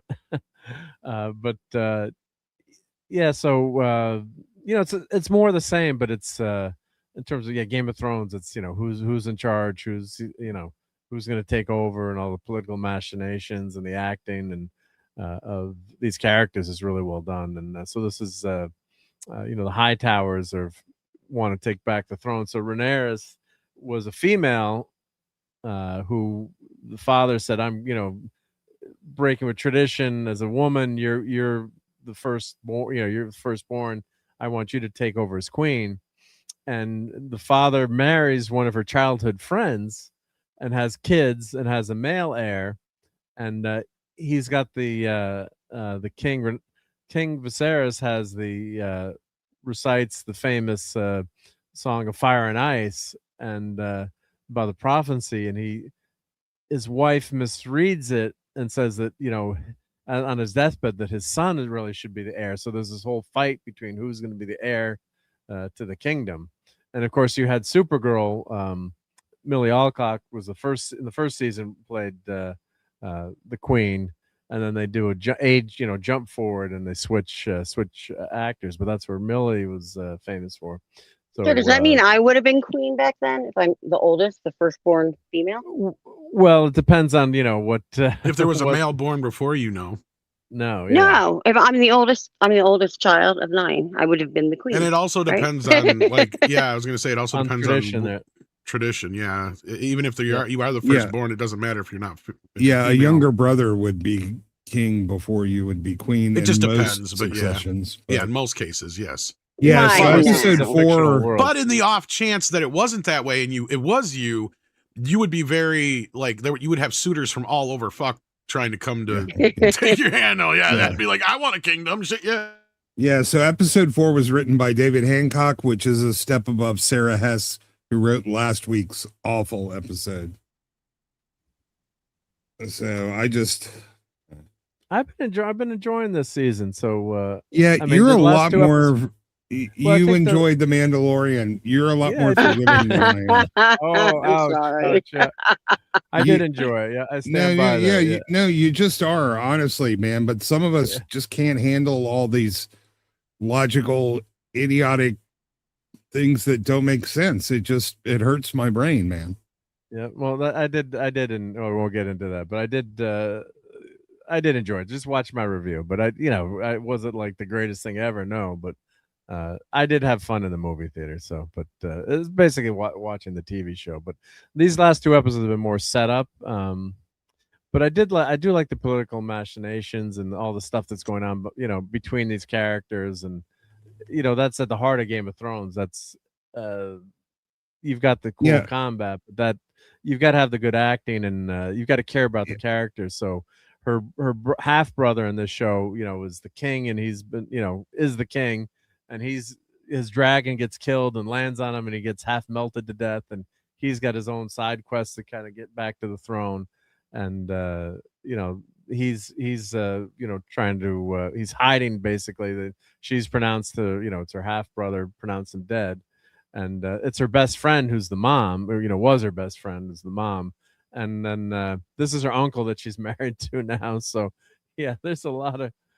I did not like Green Lantern. Yeah. Oh, did I like Green Lantern? No. I went to Green Lantern. I took everyone to Green Lantern for my birthday, right? And I still get killed for taking all my friends to see Green Lantern for my birthday. Listen, those fake IMAX theaters, they call them FOMAX. Mini Maxes, yeah. Yeah. So if you're not watching something actually written by George R.R. Martin, it's not really Game of Thrones. It's a FOMAX. It's fake. And he has nothing. He's completely divorced from the show now. He wants nothing to do with it. And these TV writers, he was in the beginning. He was involved with it. Yeah, right? yeah. But then they had a falling out, and you can tell when he's gone, because that's when everything goes to shit. And I'm sorry, none of these TV writers can hold a candle to his, complicated political schemings and all of his elaborate character setup. It's just it's like what's a crappy show. It's like I'm trying. It's like Starfleet Academy wearing a Game of Thrones skin. It doesn't work. Like, see what happened in Game of Thrones was the show was brilliant, and then they ran out of material, right? So then when the writers had to make up their and I think it's about season 6 where they run out of material. I think it's mostly 7 and 8, but season 6 is the end of that, and then basically this Great. Glitter vomit. Season 8. So if you're watching Game of Thrones with Harold, Jeff, you might want to end at season 6, like end of season 6. Yeah, maybe. It's like having, I'm trying to think of who's the writer who wrote Twilight. Is that Stephanie? Oh, I'm forgetting that author's name. Yeah, it's like you're reading a Tolkien story, and then he passed away before he could finish it, and then the Twilight writer finishes it off. That's what this is. Didn't Christopher finish the Silmarillion after Tolkien and Power? He published it, I guess, but it was mostly written by his dad, I think. Yeah. But what I'm saying is that this is the equivalent of having, the 50 Shades of Grey lady finishing off a Tolkien story. Yeah, so I think what had happened too, I read the article about it. Caleb says, "Be careful, Mark." Paul Rubens had fun in a movie theater too. LOL. Yep. I think what. Don't make fun of Pee Wee. Sorry. Yeah, we love Pee Wee. Yeah, Pee Wee can do what he wants. Yeah, as long as he's just a consenting adult. Yeah, but it was I was going to say, but the second season, the first season in House of the Dragon was really good. But I think they got in a fight in terms of what they could film or not film, and the producers did have a good point in effect, sometimes you just can't film things as they're written. You got to change things up, within reason. So I think George got really pissed off, and then they had, they said basically, don't come around here no more. Yeah, but I'm sure they could have reached a compromise if they had thought about it, but they didn't think they needed George, and that's the problem. Is that it couldn't be further from the truth. And that always happens when you have mediocre people working with somebody who's extraordinary. the mediocre people think they're just as good, if not even better sometimes. And you end up with, things like this that happen. Yeah. They don't actually recognize how important the person is. Now, so the first season, everyone really loved that first season. Yeah. And Matt Smith is kick-ass in that show. Yeah. Great presence. And it was a huge deal because it was coming off the bitterness of the last 2 seasons of Game of Thrones. So they had a really high hill to climb, and they managed to climb it. They got it done, yeah. And then they fell right back down into the valley. Yeah, so the second season really fell off a cliff. You still care about the characters, but man, it just they're just written was not, so. it was poorly written, and you didn't, and it was filler. Like the whole second season was filler. Yeah. And then Mark, here's my question to you. How can you care about them when they're written so poorly and they make such awful decisions? How the first season, I loved them from the first season. I know, but yeah. But in season 2, how can you still care after everything they do? Well, I'm not saying I didn't, I don't care as much, but I'm saying it's you're disappointed, right? Because you're like, oh, we had this really good first season, and the second season, crap, what are they doing? This is so slow. There's nothing happened. There's all this setup. Then you did have that dragon fight in the very end, and then the grandmother gets killed, and they do have some minor. But you could have compressed that second season, I think, down maybe to 1 episode. I think I could have. I probably could have. I could have probably written that so everything that happens in that second season probably could happen in probably one. Maybe you make it a 2-hour movie at most. Because really nothing happens. I mean, well, there was plenty that happened, which was everybody making stupid decisions completely out of character, and that's my point. Once they do that, I'm not able to care. No matter that's why bait and switch works, but I don't want to participate in that. Like, yeah, they were awesome in the first season, but they're not awesome anymore, and they're not going to get any better. So I don't know. Like once I'm out, I usually don't come back into a show. Yeah, I'm like that too. Yeah. So this let me see if I can find some photos from this episode tonight, because this is episode 3. So this episode was entitled episode 3.4. Oh, they don't even have the name of it, I guess. So let me see. House of the Dragon. Hi, Darth Plato. House of the Dragon, because it just popped out, I guess. Yeah, episode 4. No, I think the consensus was probably the first 2 episodes people were pretty happy with. Yeah, because those were the big set pieces left over from last year. Yeah, so they they answered they followed through on the set pieces. Yeah, but they have nothing to do with what the rest of the season is going to be like. Yeah, so because they had that last episode where you're like, oh, we're gonna get this big battle. And that was a great battle in the over the water there. Man, that was a great. I did love that battle scene. Let's see. Do we have? There's not a ton of.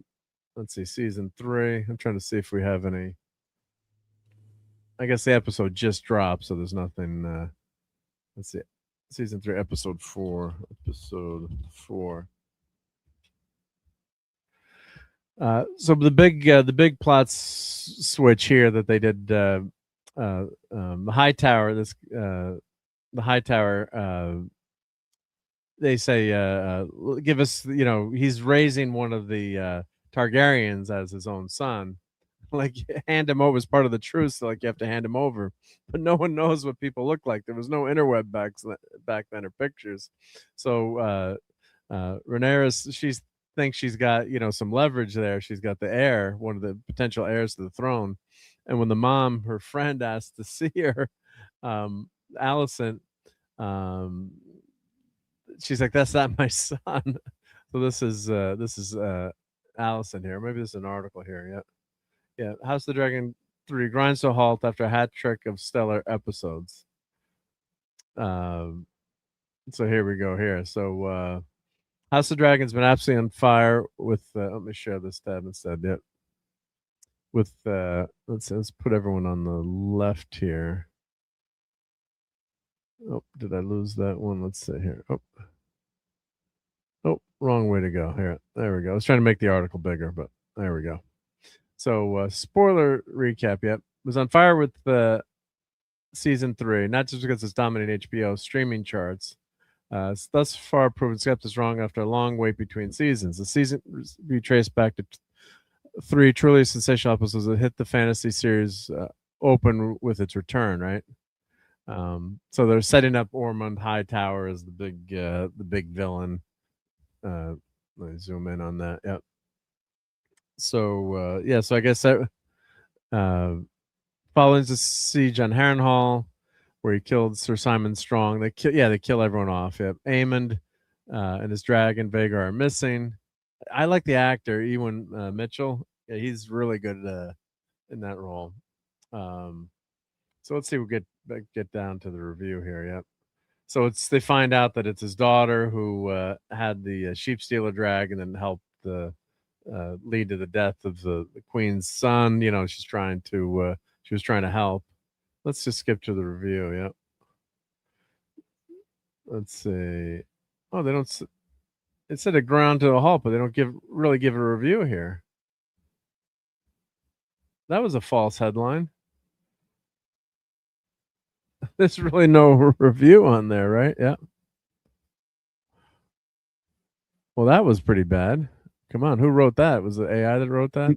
I'm telling you, those guys talked for 4 hours about it. So if they only went under 2, there must not have been much to talk about.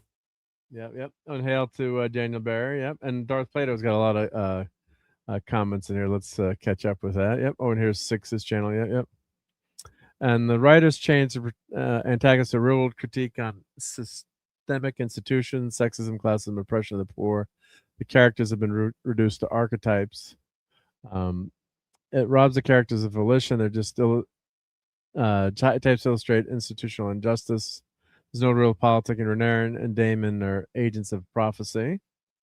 Rhaenyra and Alicent, those are 2 friends, if you haven't watched the show, are, and then now one was the queen. They were both queens, basically. Yep. So there's Alicent there. Yep. And Alicent married Rhaenyra's father, but they were friends growing up. They're helpless. Yet. Oh, Darth, you didn't like the naval battle? I thought the naval battle was pretty cool. All right. Well, the battle was using 17th century Navy ships in a world with 20. Well, okay, but this is a fictional world too, so I give it some. And they got dragons there too, right? Yeah. I think they're setting up that Aegon will be the humble king that takes over, and Rhaenyra will be disposed. Yeah. Now, are there any? Is this like Martin? Did he write any of this stuff as backstory, or is this like? Yeah. I haven't read Game of Thrones. Yeah, I think people already know what's going to happen. I think the entire sort of chronology of Westeros is already laid out. So I could be wrong, but I don't think it's a surprise who is going to end up taking the throne. Yeah, and I think if you know Game of Thrones, you know which house ends up taking charge. But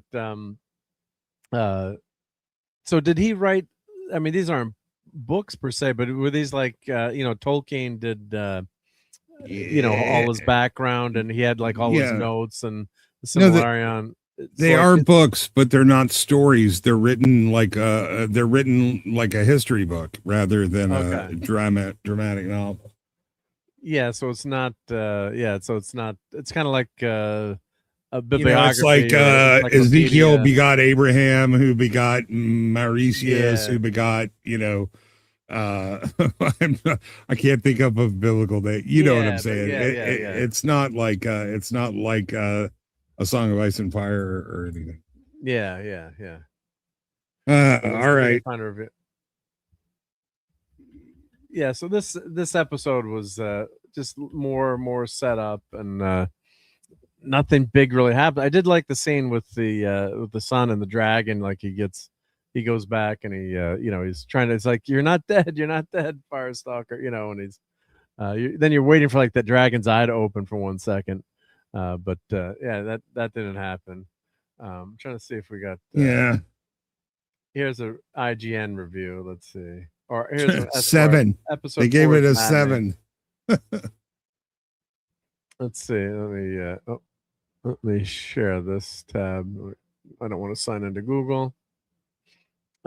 season 3 adds yet another villain in Ormond Hightower, but is he really here to stay?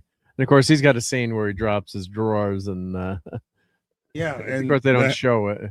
The Did you watch headline is, it? Did you watch it tonight, Ista? Or did you see the headline? No. But I told you I just figured it was bad because the review live stream was so short. But that article just calls it maddening. So I don't see. Yeah. Satisfied Game of Thrones fans right away with the long battle of the Gullet. Rhaenyra finally took King's Landing in episode 3. Offered viewers an inspired new way to adapt material steeped in historical lore as Martin's fantasy epic. Episode 4 is a bit more of a detour. As always, the largest challenge in adapting the books is how it's written. Unlike Game of Thrones, the story is read like a historical account, like you just said, told by various third parties who only witnessed the events, including a jester named Mushroom. Easily my favorite character, so not clear who you can trust, which is part of the fun. How to best spread the Wikipedia like entries across 4 seasons of TV. So I guess we're getting one more season of this show, right? Unlike last week, sometimes you can really feel the characters spinning their wheels.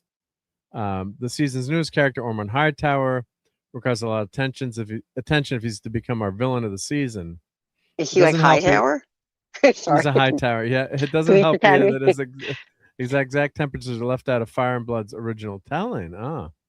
So much of the episode establishes Ormond's personality, motivations, and everything you need to understand why the newcomer is season 3's largest threat out of thin air, even if it still feels like he's nowhere near the conflict we're waiting to see. All right, let's skim through this. He's a sensitive to odors. He's very anti-dragon. Ormond feels a bit all over the place. He's got some crazy scenes there. Yep. Corlys is leaving, maybe. So he goes out. Yeah, so his son takes over. Yeah, so I don't know if he's gone forever. Yep. So a character that gives rise to the Royals and Seven Kingdoms was cut from House of the Dragons. Hilarious. So I haven't read any of these books, and I kind of don't want to because Martin hasn't finished them either, right? So just finish the damn book, right? And Dead Man is not dead yet, thank God. Yeah. And Headcase says it's a great show, man. I'm not sure what show, or maybe Night of the Seven Kingdoms. Yeah, that was really good. Yeah, I have a question based on what you were just saying. Do you prefer to read a book first and then see the movie, or see the movie and then read the book? It depends. So usually, if the book is always usually better than the movie, right? Yes, that is. So I've started to change my opinion, because one of my favorite books, and yes, I might be twisted, was American Psycho by Bret Easton Ellis. And the movie, everyone thought the movie was like amazing. I did not like it at all. Because you read the book first. Yeah, because I read the book first. And that's happened with a couple things for me. So I always wonder if anyone has tried doing like the movie first and then the book, Well, like The Martian, I didn't dislike the Martian movie, but they left so much out, and part of it is you can't film all this or show everything. So I really was disappointed by The Martian, because I read the book, and plus especially a movie like that where you're solo, the inner dialogue or monologues, and there were a bunch of missions that they went on, that Matt Damon's character goes on. And they just didn't have time to show them, right? But there's a lot more sciencing the shit out of stuff in the book. And so the Project Hail Mary I didn't read, and I saw the movie. Now I'm going to read the book. I bought the book. Well, I'm interested in how that goes. To see the other one that killed me was reading Steven Spielberg's. What was the movie with all the 80s references? I'm drawing a blank now. What with all Ready the Player video One? games? Yeah, thank you, Tom. Thank you. It's a brain lock here. Ready Player One. The book was like 100 times better than the movie. I mean, the movie is so dumbed down, it's insulting when you read all the intricate puzzles in Ready Player One. Especially that's how I felt about American Psycho. That's exactly they didn't even get the point of it all. Like they just made it into this serial killer kind of movie. That's how I felt about Dune. They dumbed it down to the point where it wasn't recognizable as the same story. Do you know I have a new niece and they named her Dune? Interesting name, isn't it? Yeah. Well, she's probably like 4 months old now. I haven't met her yet. Is her first she's name, gonna hate her parents when she grows up. Is her I first don't name? know. Because her parent, my sister. Sorry, go on. I was gonna say, is her first name Sand and middle name Dune? No, no. Her first name is Dune. I thought it was really interesting. At first, I couldn't stand it. I was like, "Why would that's not a good name?" But it's growing on me now because it's different, for a girl. And also, like Cara Dune, who yeah. What's her name? Why can't I think of her name right now? Please, Gina Carano. Yeah. So I always thought of that too, but yeah. Anyway, that was just a little side note because it's a Dune. Yeah. And thank you for Dude Bro is watching on Rumble. Always appreciate Dude that. Bro. So, yeah. So I'm gonna get my Rumble chat up here as well. Chance card, go back 3 spaces. Spending all this time with Ormond does allow us to learn more about his cast, yada yada yada. Let's see, one of the unseen created hurdles. It's basically just does get very slow. Yeah, Matt Smith embarks on a side quest to run into his daughter, who was on Sheep Stealer. There's just lots of setup, and let's see, what do they finally say about the Ormond time? Let's just skim through this, but some viewers crave constant character deaths and call that good pacing. I say it's time we thought up some more emotional payoffs in the show other than simply waiting around for everyone to kill each other. Remember how exciting it was to speculate about the mystery of the White Walkers, and then of course they had the amazing mystical death of the main walker there, and it was just whoop, he was that easy to kill. The who was the big bad in Game of Thrones? The king, what do they call the Night King, or what do they call him? And Walkers and what was the main baddie that Jon Snow didn't even get to fight? We were waiting for that big fight to happen, and we didn't get that. And his sister kind of like drops in like Spider Girl and stabs him out of the blue. I remember watching Doomcock and Gary review that episode. That was so good when they were doing those reviews together when the show hit the fan. Yeah, I never knew they were doing reviews together. That's pretty cool. Years ago they were doing every Sunday when it was really good. They were covering Game of Thrones, and then when it went bad, they were like, "What is happening here?" And that if You're you go back talking and watch Nerdrotic, Gary. Nerdrotic, right? and Okay. Or how Thrones found ways so often found ways to turn villains like Jaime Lannister and the Hound into heroes to root for. But if killing each other is all the left, we might as well just get on with it. So that's a good point there. Yeah. So, and Courtney, you gotta head out. Oh yeah, I was asking if I should just murph or not. Yeah, well, here that's what I call the Irish exit. I do want to show some food pictures, but I don't know if you have. I'm gonna unfortunately. You gotta I'm gonna unfortunately miss it. I always do that. You have to be somewhere at 11:30. So, not physically, yeah. but I promised someone I would call. Yeah. No. I gotta leave before you start showing food because. Because you don't want to be hungry. Oh, right? now we're all gonna ditch him. I feel so bad. Well, but no. Anyway, I can't eat this late at night, and if I just do you like stare at seafood? No. Well, then they might be okay with this food. Oh, I thought you meant seafood. You eat it. Yeah. No. I just. I'm gonna show the seafood boil that we did. Yep. Well, I'm gonna say goodbye to everyone, and to anyone in the chat that is not subbed to my channel. I'm still trying to get to 650. I know I'm still few numbers, but well, we gotta get Courtney there. Yeah. And anyone who's a member, you should hit my new emoji. I'm so proud. Have a great night. Thanks for having me. It was awesome hanging out with you, and I'll post your link in again, or it's in the notes below. I'm trying to pull together all my food photos now. So, but let me not show. Let me grab all these food photos here. Have a great night. All right. Thank you, Courtney. Yep. Well, Bye. thanks. You're gonna head out to us. Yep. Hey, I got I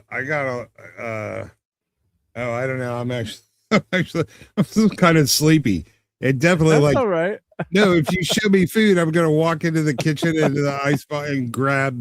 I can't. Damn it, Mark! It just made me gain another 5 pounds. Yeah, bastard. Yeah. All right, everybody. Chat, man. You guys have a great evening. I hope everybody has a good week. Thank you, Ista, for being here. And let me put your link. I'm going to grab your link and Courtney's link in and check out Istaphobos's new videos that are getting quite a lot of traction, which is awesome. Yep. So let me. I went from, let's see, I think I got 2,000 views today. That's amazing. Yeah, that's pretty good. Yeah, yeah. I never even could have imagined. I thought I was going to get like 10 or 15 views. And so this morning when I started streaming with Brown, which was actually like 5 p.m., I had like 230 views. Pond, right? Yeah. Nice. Yeah. Let me grab. Now I have a bunch of mean comments I can read later too. Yeah, well, that's good because then you know, as like I said, then you're reaching people. Yeah, if it's all friendly stuff. Yeah. No. They can be mean. Like if they're watching and they're commenting, they can be as mean as they want. God love. Right? Yeah. I'll take the views. Yeah. Yeah. I'll take it. All right, everybody. Good night. All right. Take care, Ista. Yep. Thanks for being here. Yep. Oh, and we got. Of course, don't forget we've got Ista and Courtney on our links here. Yep. Avatars here. There we go. And of course, we do have Bat Tom too. If you're a channel member, you can put Bat Tom in there. Yep. All right. So let's segue over to food. Why not? I'm full now. Tom is full, so Tom is safe, right? Let me get. Tom's gonna take a nap. Yeah. Well, if you don't like seafood, then I seafood. Then you're probably okay. Yeah, seafood, I eat it. Yeah. Let's share this tab instead. Yeah. I like most seafood. I don't like some, but do you like what it is? Fish and chips? Yep. Yeah, pretty basic stuff. I like lighter fish. I'm not a big fan of darker fish like salmon, and beyond that is kind of like me. So Paulie, I have not had Taco Bell in quite some time, Paulie. I have not. There we go. Thank you, Donnie. Thank you for being here. Great to see you. Have a great week. Enjoy the remains of the FIFA. They're also just too damned expensive. Like fast food is not cheap, kids. Not cheap anymore. Yeah. And damn, Switzerland got robbed. Well, that was the right call, but I was pissed at the Switzerland game. But I know you were probably upset too, Tom. But totally, I was devastated. I think I cried in my cereal. Yeah, you cried in your fondue. But if anyone doesn't know, the Swiss were actually tied with Argentina. They'd scored a goal, and Switzerland's like the mouse that roared, right? They're not even supposed to be in the freaking game, and they're actually playing really well the whole game. And then one of their guys, these soccer guys, I mean, they take these dives, right? So the guy like was trying to get a penalty, and he like dove, took a dive, and like on the replay, like the other Argentinian player like was nowhere near him, like didn't touch him. But the problem is like these guys dive all the time. So not that I knew this rule, but they gave the Argentinian player a yellow card. Then they do a video review and they're like, well, the Swiss guy was cheating. So then he got a yellow card, but that was his second yellow card. So he was kicked out of the game. So Switzerland had to play with 10 men. It's like if you know hockey, you're like playing 5-on-4 for like the last 20 minutes. And he was basically their best player too. So it was the right call, but it was brutal. So it was, technically by the rules, but yeah, to kick the guy out of the game for that was pretty freaking harsh. So that was ugly. Yeah. So that's good looking tacos. Yep. And Kip says, Vamos Argentina. So so here we always got to put on thank you to Clobber and Times for making this. So this is Sunday night eatery. Let me take down the comment there, and thank you to Guagnar, of course, for this great eatery. Ben Grimm here. Yep. All right, so let's go through the food and get everyone freaking hungry here. So we went out to dinner on Friday night. This is bread salad. It's an Italian restaurant. It was pretty good. And then, of course, we had burrata and tomatoes and some prosciutto there. This is tuna tartare. This is like a fancy meal. We got clams, right? We love clams around here, so we got some stuffed clams. And that was my dish, was pasta and mushrooms with a little vodka sauce there. It was damn good. Yep, damn good. And there's my son's meat sauce dish there. France is taking this as tomahawk. Yep, yep. Has Tom ever had turtle stew? I don't think Tom has had turtle stew. Yep. No, not. Tom likes turtles, but not in that way. Yep. No, I like turtles too much. Yeah. I don't want to kill them. Yeah. France will probably win, but I'm rooting for Argentina. Messi's the goal. Yeah, he's amazing. But I was hoping Switzerland would beat them. That would have been so freaking amazing. And they might have done it too if that player didn't get knocked out. But it was his fault. Yep. So this is a really nice pasta with shrimp dish there, lobster. I think it was shrimp. Yep. Like a lemon pasta, some rigatoni. And of course, linguine and clams. I almost got that too. My brother-in-law got that. Pretty good stuff there. And then we went for dessert. So I got the healthy frozen yogurt, right? And now actually, Sydney Sweeney has been to this ice cream place. So I actually got ice cream or yogurt in the same spot. You vicariously had ice cream with her. I might have grabbed the same handle. This is self-serve. I might have touched the same handle. Very well. Sydney Sweeney did. I could have. Yep. So might never wash this hand again. But even though it was washed probably several times over since she's touched it. But yeah, probably. Yep. But my daughter used to work in this ice cream shop, and which you can basically walk to from our house. And she is asking the girl, like, "Oh, did you see Sydney Sweeney?" And she's like, "No, I started the day after she started here, whatever." But I'm like, "Nicole, she was in this store," because I thought there were. She's like, "No, there's only one of these one of these ice cream places, the mom and pop place." So I'm like, "Oh, so Sydney Sweeney." I'm like, "Nicole, Sydney Sweeney was in this store?" Like, "Yeah, Sydney Sweeney was in the store." Yeah. There's the running joke. Yep. So, but you know what, they get you in these places because it's self-serve. So you got the machines, and they don't have it. Like, I'm like, "Do you have a smaller cup?" They don't have any like small cups. And so like all the machines are on the wall, and the frozen yogurts, there's a couple ice cream ones and whatever you want, but then it's self-serve. So it's like, shit, you end up filling up the cup. I'm going to try a little bit of this, a little bit of that.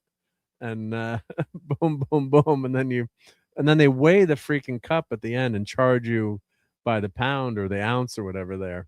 So yeah, so you end up always taking way too much. So I'm like, "Nicole, why don't they have a small cup?" She's like, "Dad, they don't want to give any small cups, because then you end up, even the small is like a large, and then you end up filling it up." Yep. Plus, then I don't think you go back for more and more and more. Right. That's probably more what it is. Yep. So Sydney was there. Yep.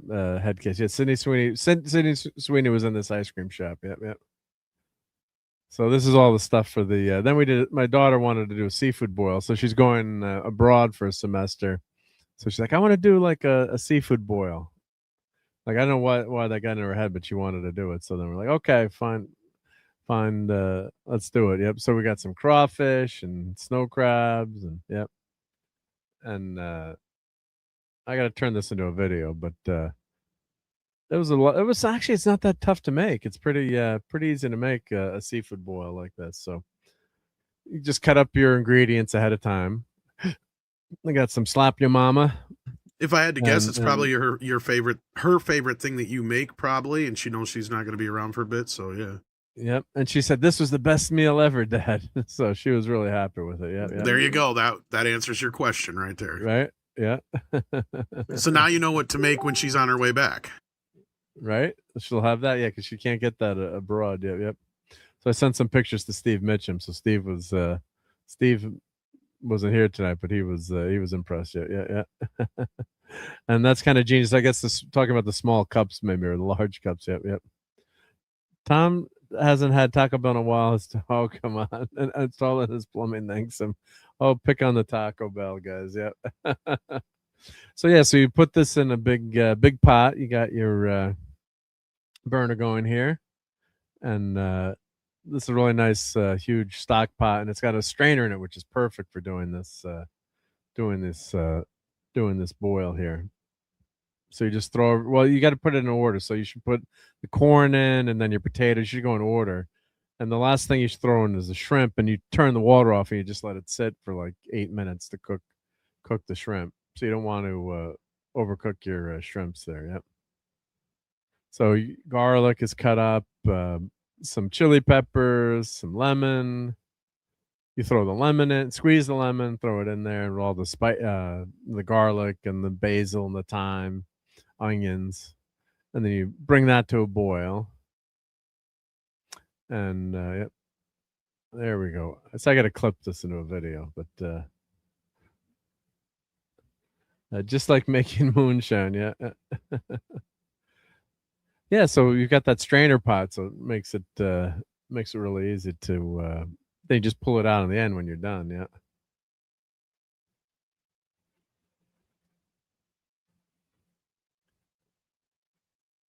So that's the thyme going in. Let's see, do I have anything? Oh yeah, there's the slap your. There we go. There's the slap your mama. Slap your mama. Cajun seafood boil. And I shot this all vertical just for Jeff. Yep.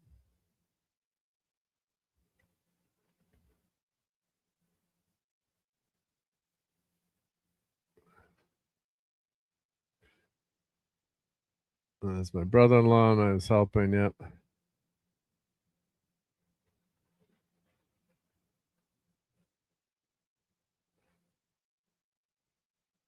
So throwing everything in the pot. Yep. Hey, don't you?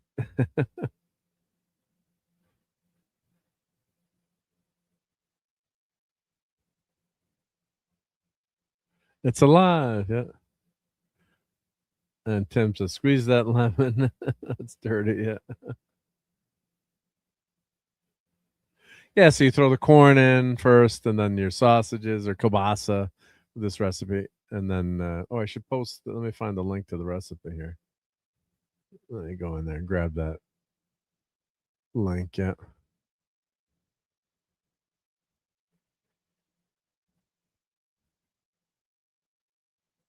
But yeah, it only takes like, I'd say the prep for this is maybe like an hour at most. Maybe you could probably even do it in a half hour, but then the cooking time is pretty quick too. So here's the recipe. Let me grab, put this in the chat here.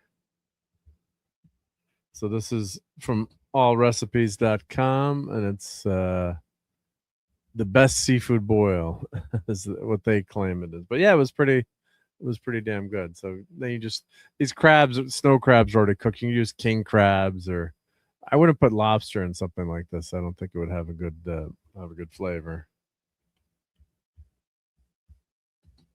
So here's the recipe for anyone who's interested. And let me put that in on the Rumble side too. There we go. Yeah, so you just throw in that snow crab. And then the big thing is the slap your mama. That's just so good. The flavor in that really adds a nice spice to everything. And or you can use Old Bay or Zatrans if you're from Louisiana way. And there's the crawfish going in, but it's a social thing, right? So then you just dump the boil on the table, and you sit around the table, and then you enjoy everything. Yep, there's the clams going in. So Klobby would not like this. Yep, our buddy Klobby. Too much seafood in there. Yep, and we put the potatoes were cut up really small, so we put those in the end. Yep.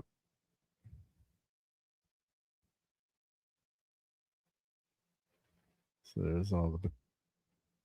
And then last thing to go in is the shrimp. So what you do when I cook steak for the non-seafood lovers, yep, and that steak came out damn good too. So now it comes back up to a boil. I think it's probably like a half hour to 45 minutes to get everything going.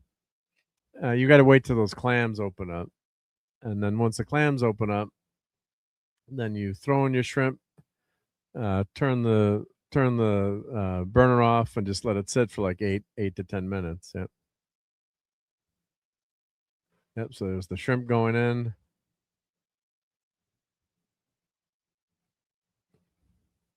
Stir them up a little bit so they're going to cook a little bit better.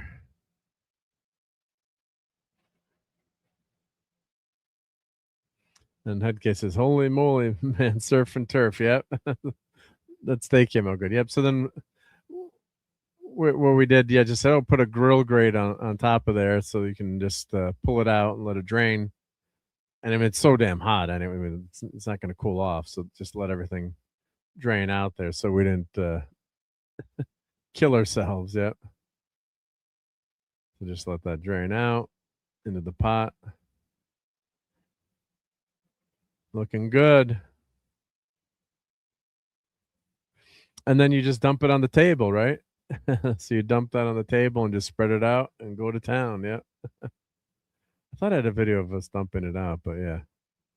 I mean, it does kind of look like a mess there, but yeah, and it's fun. Yeah. So everyone just gets around the table and no plates needed. Yep.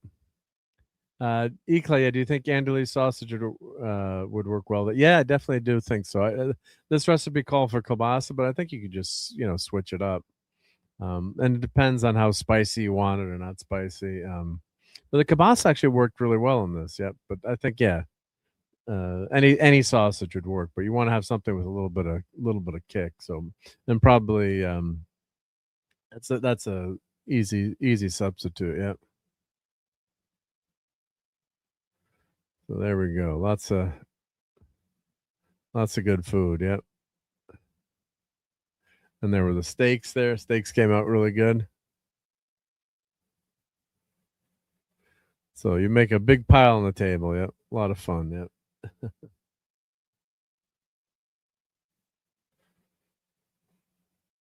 You definitely can't get this at Taco Bell.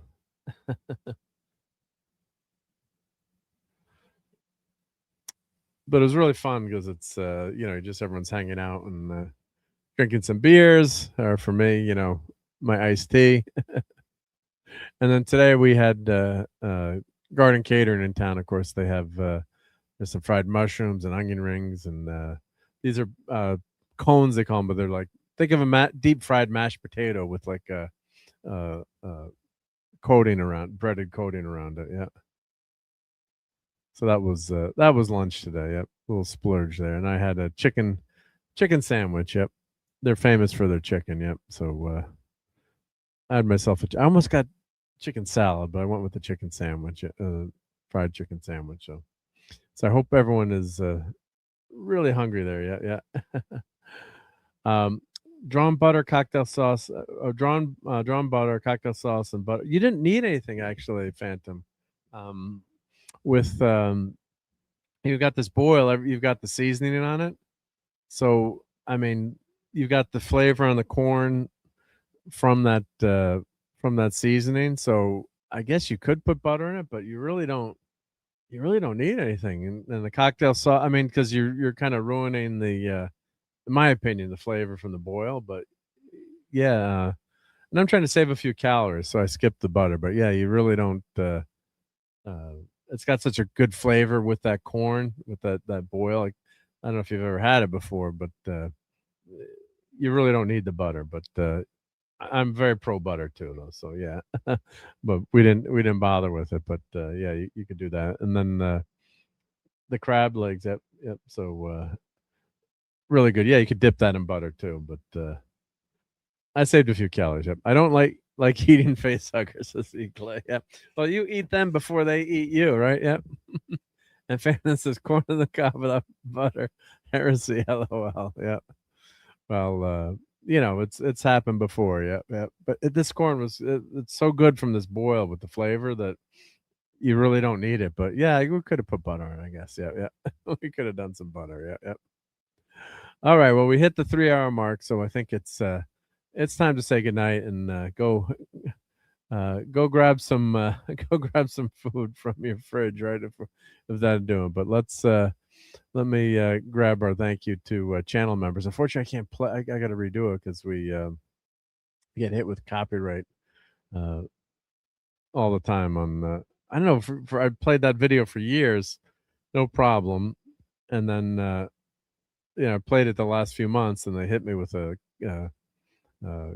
copyright claim, bastard. So, but let me download our channel members here. We've got about 100 channel members, so thank you so much to that for everyone who's donated memberships and become a member of the channel. I'm saving our channel member list here. So let's see who we had tonight. Top fans. All right. So on the horizontal side, Corey, Istophobos, Anthem, Marks 47, Claude Salin, 6, Brian Hepburn, Brian Barth, The Geek and I, Geoff, aka I Don't Share My Data, Sashi, Eclay, Tim, Darth Plato, Crimlon, Deadman, Lemon Pie, Tomahawk, Tetrick of Apathy, Phantom Outsider, Latino Slant, It's Courtney's Fellowship of Oddballs, JT Kirk, Caleb Levine, Power Ranger Donnie, Putin, Real Head Case, The Stream Elements Bot, and Keely Chow is the #1 fan. And on the skinny vertical side, we had top fans Mahi, Gabriel Wilkins, Mr. Angel, Samuel, Back to the Future, Fan Hoskins, Old Head, and Geoff was on the vertical too. I Don't Share My Data. And Win Curtis, so on the vertical side. So thank you to all the channel members for all your great support there. And thank you to everyone who's donated, especially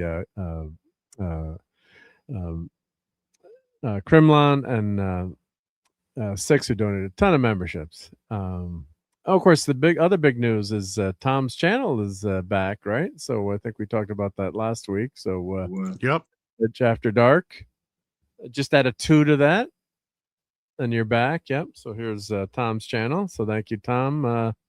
And thank you to Dude Bro, of course, on the Rumble side. Let me not forget our great Rumble friends there. So thank you to Dude Bro for hanging out there on Rumble. Oh, and I got to figure out how to do a Rumble raid too. You do. Dude Bro mentioned it too. How you do that? You do like an @ symbol, and you find a stream that's active, I guess, right? So I should do a Rumble raid too. But so Tom, what do you? Oh, we didn't even talk box office this weekend, but I guess Moana.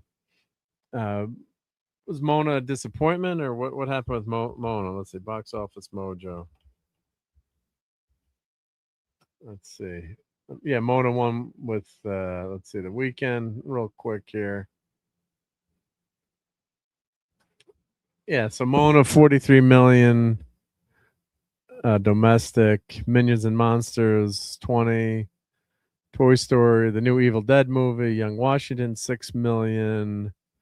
Not bad. Supergirl is dead. Wow, 3 million. Obsession beat out Supergirl again. Ouchies, yep. So but wow, that's okay. So you do /raid, and then you put in the says Dude Bro, and then you put in the link where you're going. Thank you. Let me try to find a Rumble stream that's live now that we can raid. Or Dude Bro, if you want to suggest one, that would be awesome. Yep. If you want to put that in, that'd be great. Yeah. So Mona, I guess that's probably let's see, what international, what did it do? Worldwide 95. So what do you think? Tom, Mona was probably a disappointment, I guess, in terms of I think it's too soon. I think they should have waited a few more years to do a live action. They should have just did a Moana 3 at this point. It's just right. Yeah, because when was the original Mona? It wasn't that long ago, was it? Sorry, I got my headphones off. Yeah. The original Moana, I think, was 2016, and then the sequel just came out like 2 years ago. Right? Yeah. That's kind of strange. Yeah, I guess they wanted to cash in on The Rock there, but yeah, just really strange. I mean, it's going to make money probably, right? I mean, it's a Disney movie, right? But yeah, so Moana 43 million, but nothing great. And Toy Story's down only 40%. Well, that's not a bad drop, right? Evil Dead. I don't know anything about this new Evil Dead movie. Mark, it's Mo. How do I say it? It's not Mona. It's Moana How do I say that, Tom? It's not Mona. It's Moana. That's closer to it than what you were saying. Yes. It's Moana. What the hell is it? Well, why don't they spell it? Moana. Moana. But there's no H in there. How the F am I supposed to know that? I mean, come on, put the H in there. Oh man. And Minions and Monsters is doing, I guess, 108 million. Yeah, so it's doing okay, right? But you'll cover that. Oh no, Anna. Yeah. Oh, forget it. I can't pronounce anything. Moana, Kayla. Moana. Okay. Anna. Moana. Instead of Moana. Moana. Man, well, that's not how it's spelled. Damn it. Of course, my last name, if you tried to pronounce it, you couldn't pronounce it. So, but all right. Well, Tom's gonna. I'm sure you're talking a lot of box office tomorrow on Midnight's Edge. And anything else fun happening on the channel, or you want to mention, or? But anyway, go watch Tom's new. Sorry, new Sadie's channel. like up my ass. She's wanting to go out, then she wants back in, then she wants back out, then she sits there and scratch at the door. And it's, I don't know, maybe she's constipated. Who knows? Yeah. No, good. We're getting out of here. And hail to Tiger Stripes, and she's Moana. Thank you. I'm gonna try to remember that in my my big dumb brain. But thank you, Mona. Let's call the whole thing off. Yeah. All right, everyone. Well, thank you so much, Tom, Courtney, Ista, and for hanging out tonight. Thank you everyone in the chat, and yeah, it's been a fun show. Toxic Tuesday, we're on hiatus, so no Toxic Tuesday for the next few weeks. So, but I think Nick is going to try to do a couple of shows. So catch Nick, and I guess Nick, is it true Nick cut off all his hair? Tom, I was away last week. Yeah. So Nick has no hair. So quick showers now, right? Yep. So I gotta go watch that. Check. Gonna text Nick and see how he's doing with no hair. But and Tiger says, "Oh, Mark D, I'm sure your brain is small and smooth, not big and dumb." Thank you, Tiger. Yeah. Yeah. So all right, everyone. Well, I really appreciate you hanging out with us on Sunday night. It was a lot of fun tonight, and hope everyone had a great send off for the week. And Evil Dead Burns is kicking Moana's bogey board. All right. I'm not going to talk about the movie anymore because I'm going to forget how to pronounce the freaking thing. All right, everyone. We're going to pull ourselves out of here and play a couple of clips, and we'll catch you on the next Sunday Night Geekery. Take care, everyone.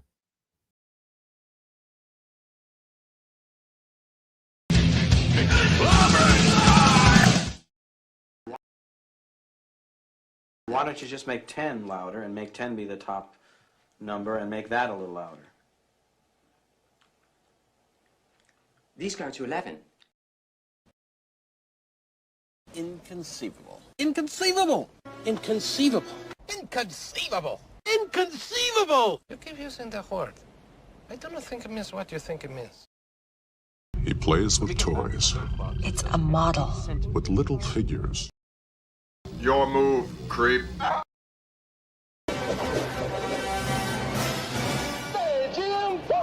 Excuse me. That's a bad outfit! He wasn't very old. Well, he was pretty old. He was 41. Oh, yeah? Oh, that's old. You have to set an example even in the face of stupidity. Now, everybody that reads comic books knows that Kirby Silver Surfer is the only true Silver Surfer. Fun storming the castle. It's 106 miles to Chicago. We got a full tank of gas, half a pack of cigarettes. It's dark, and we're wearing sunglasses. Hit it.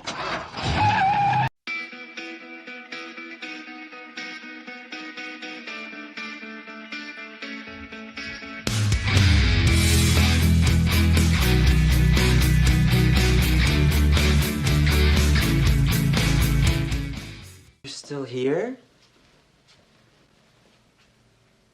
It's over. Go home.